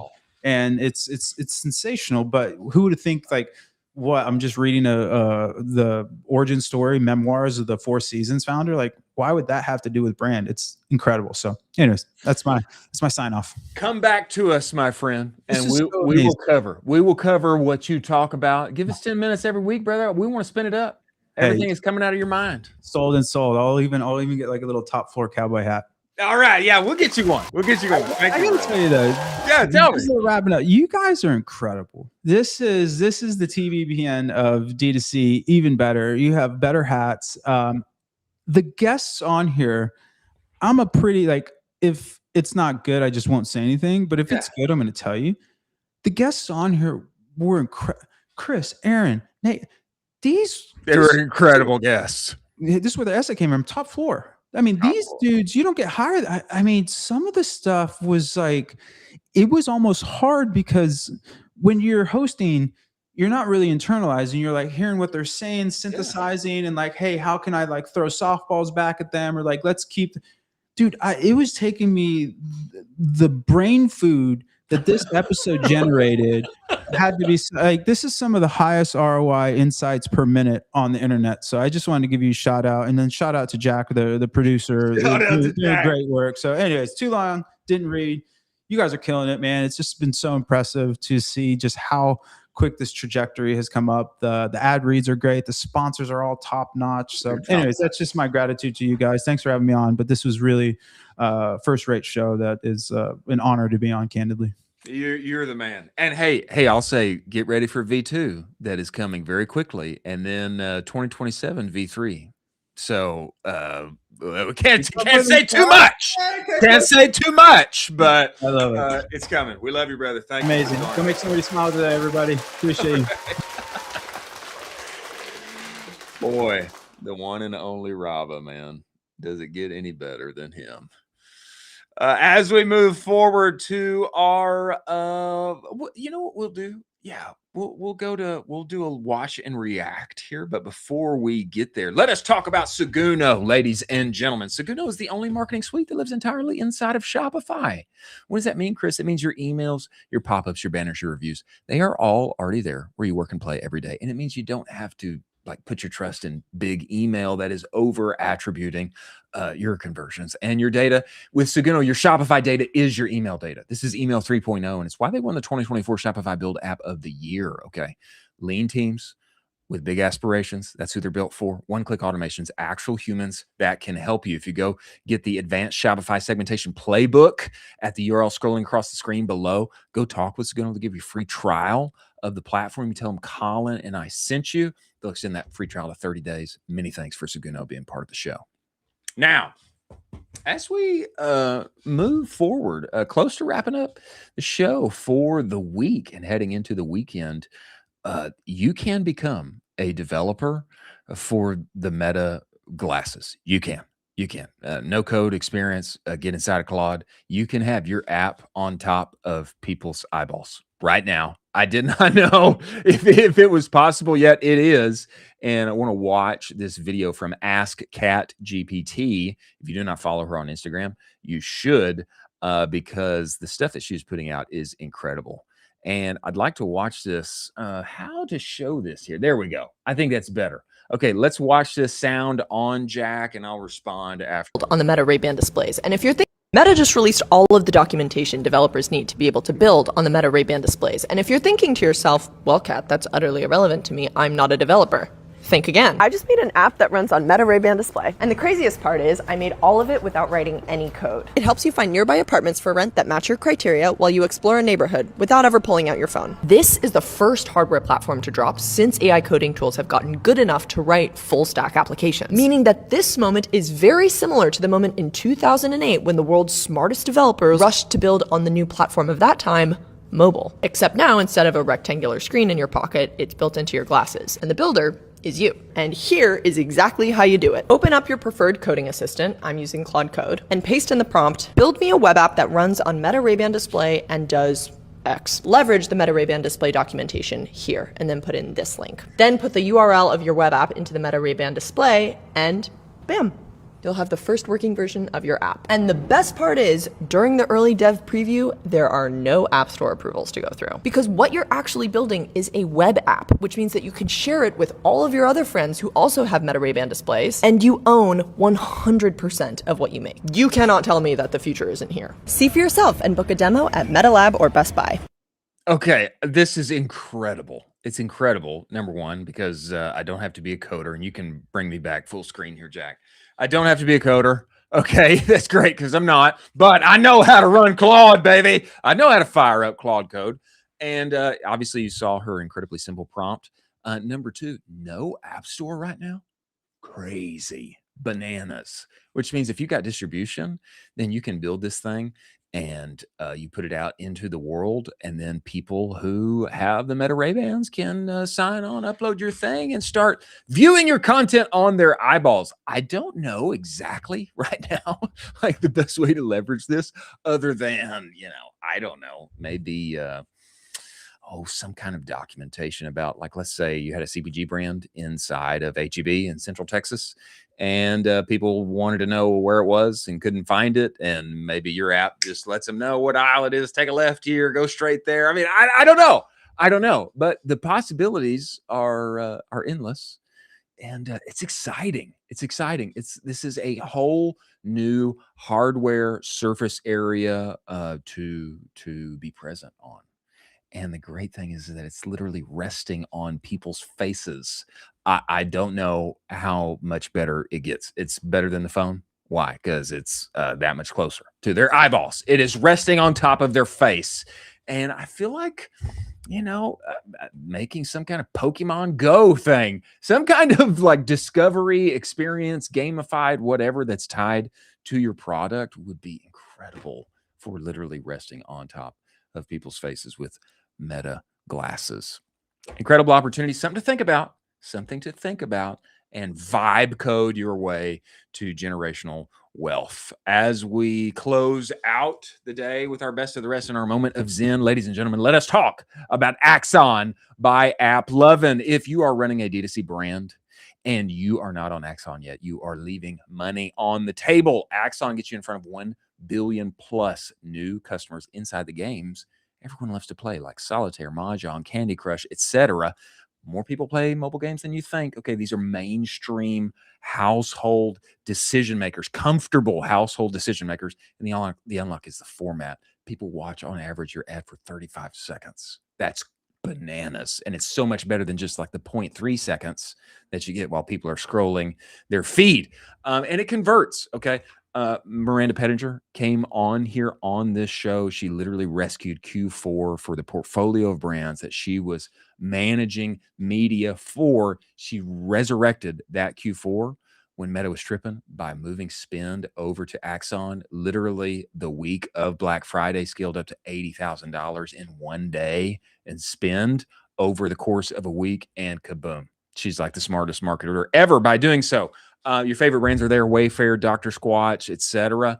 Get in now before your competitors do. Go to axon.ai/en/ecom cowboy. Get going on Axon today. Many thanks for them being part of the show. Now, best of the rest as we wrap up before the weekend is here, a Memorial Day weekend, actually, and we will not be here on Monday because it is a national holiday.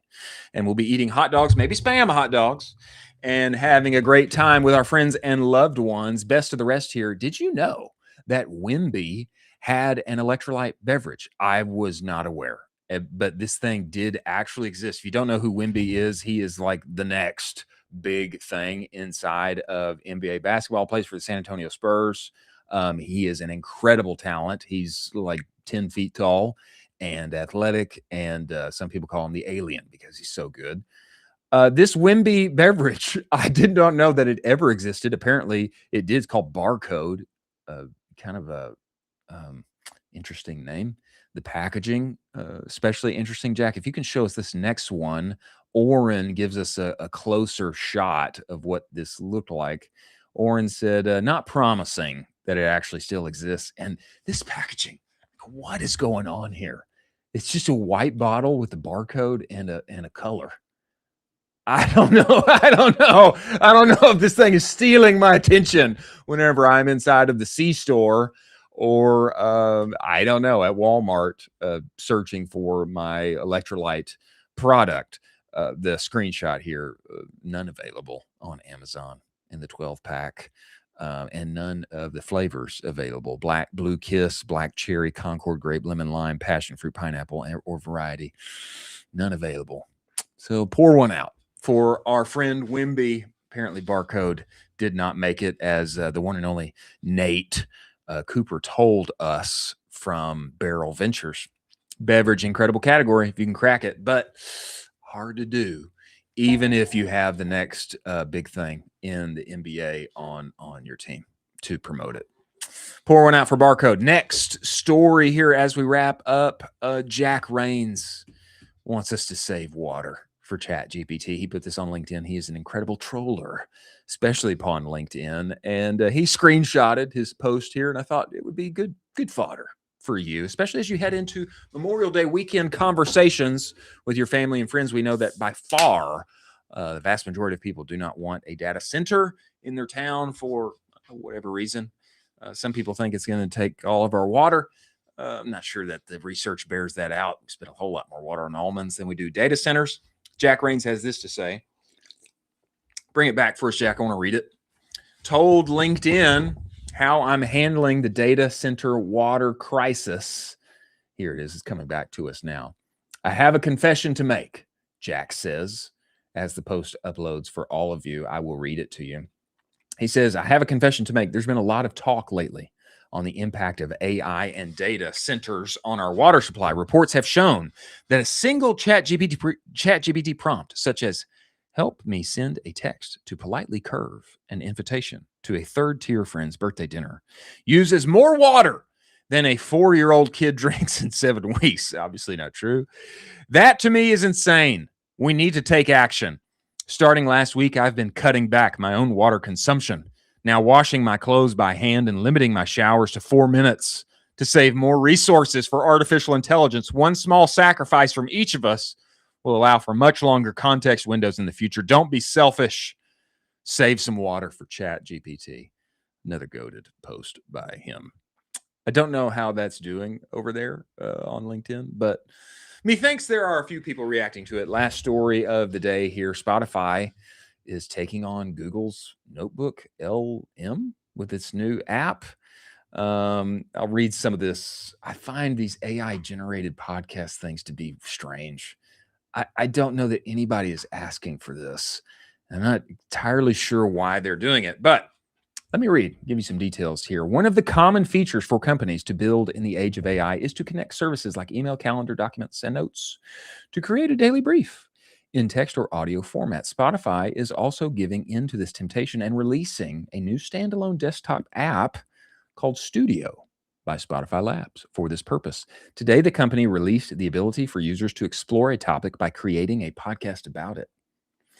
Spotify is also adding personal context to this podcast generation tool. And because in 2026, companies can't refrain from adding agents to their apps, the new Studio app has an agent that can browse the web and fetch personal information to create a personal podcast. For instance, the tool can create a daily briefing or a podcast based on your email and schedule. Users can also make a multi-step request, like create a daily audio brief for my road trip through Italy, walk me through my day using my calendar and bookings, recommend a memorable dinner spot near where I'll be, and end with a podcast recommendation I'd love for the drive to generate a podcast. I just, it's interesting, do I need a podcast about my calendar for the day?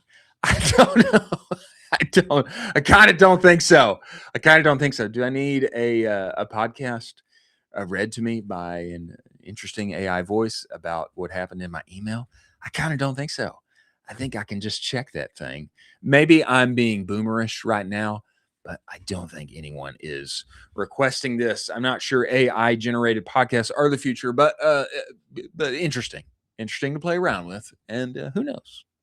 Maybe it'll take over. Moment of zen here as we close out the show. Jack, you can just leave this playing. No need to give us any audio. This is a horse, a pony of sorts. Looks like a Shetland pony, who is playing the piano to wake up kids from anesthesia. And if this is AI generated, it's done very well. I have watched it, listened to it, enjoyed it, and wanted to bring it to your attention for a moment of zen here as we close out the show. Many thanks to everyone who joined us today. Aaron from bring it back, Jack. We gotta have the horse while I close it out here. We need to have the horse while I close out the show. Many thanks to Aaron of Frost Buddy for joining us today. Drop some sauce on us, especially related to sports, and just sprinkled a little bit about walkoff.io. Very interesting. We all should pay attention. Many thanks to Chris, CEO of Spikeball, for coming on here and telling us the story about how he nitty-gritty got it off the ground, worked part-time at nights for about 6 years in order to make that thing happen. Now they're growing a global sport, which is bananas. And many thanks to Nate Cooper of Barrel Ventures for coming on here and giving us his mind as to the food market and the better for you industry. Many thanks to Northbeam, Incense, Seguno, Postscript, Rocked, Aftercell, Axon by AppLovin, Proxima, and Universal Ads for making the show possible. And we shall see you on the other side. Going to be a lot of stories, clips released over the weekend, so plenty of weekend watches to be had. And congratulations to the one and only Colin One Shot Doherty and his new marriage with his beloved bride. Thanks for joining us. We will see you on the other side. Happy Memorial Day weekend. We will not be here Monday, but we will be back in live and living color on Tuesday.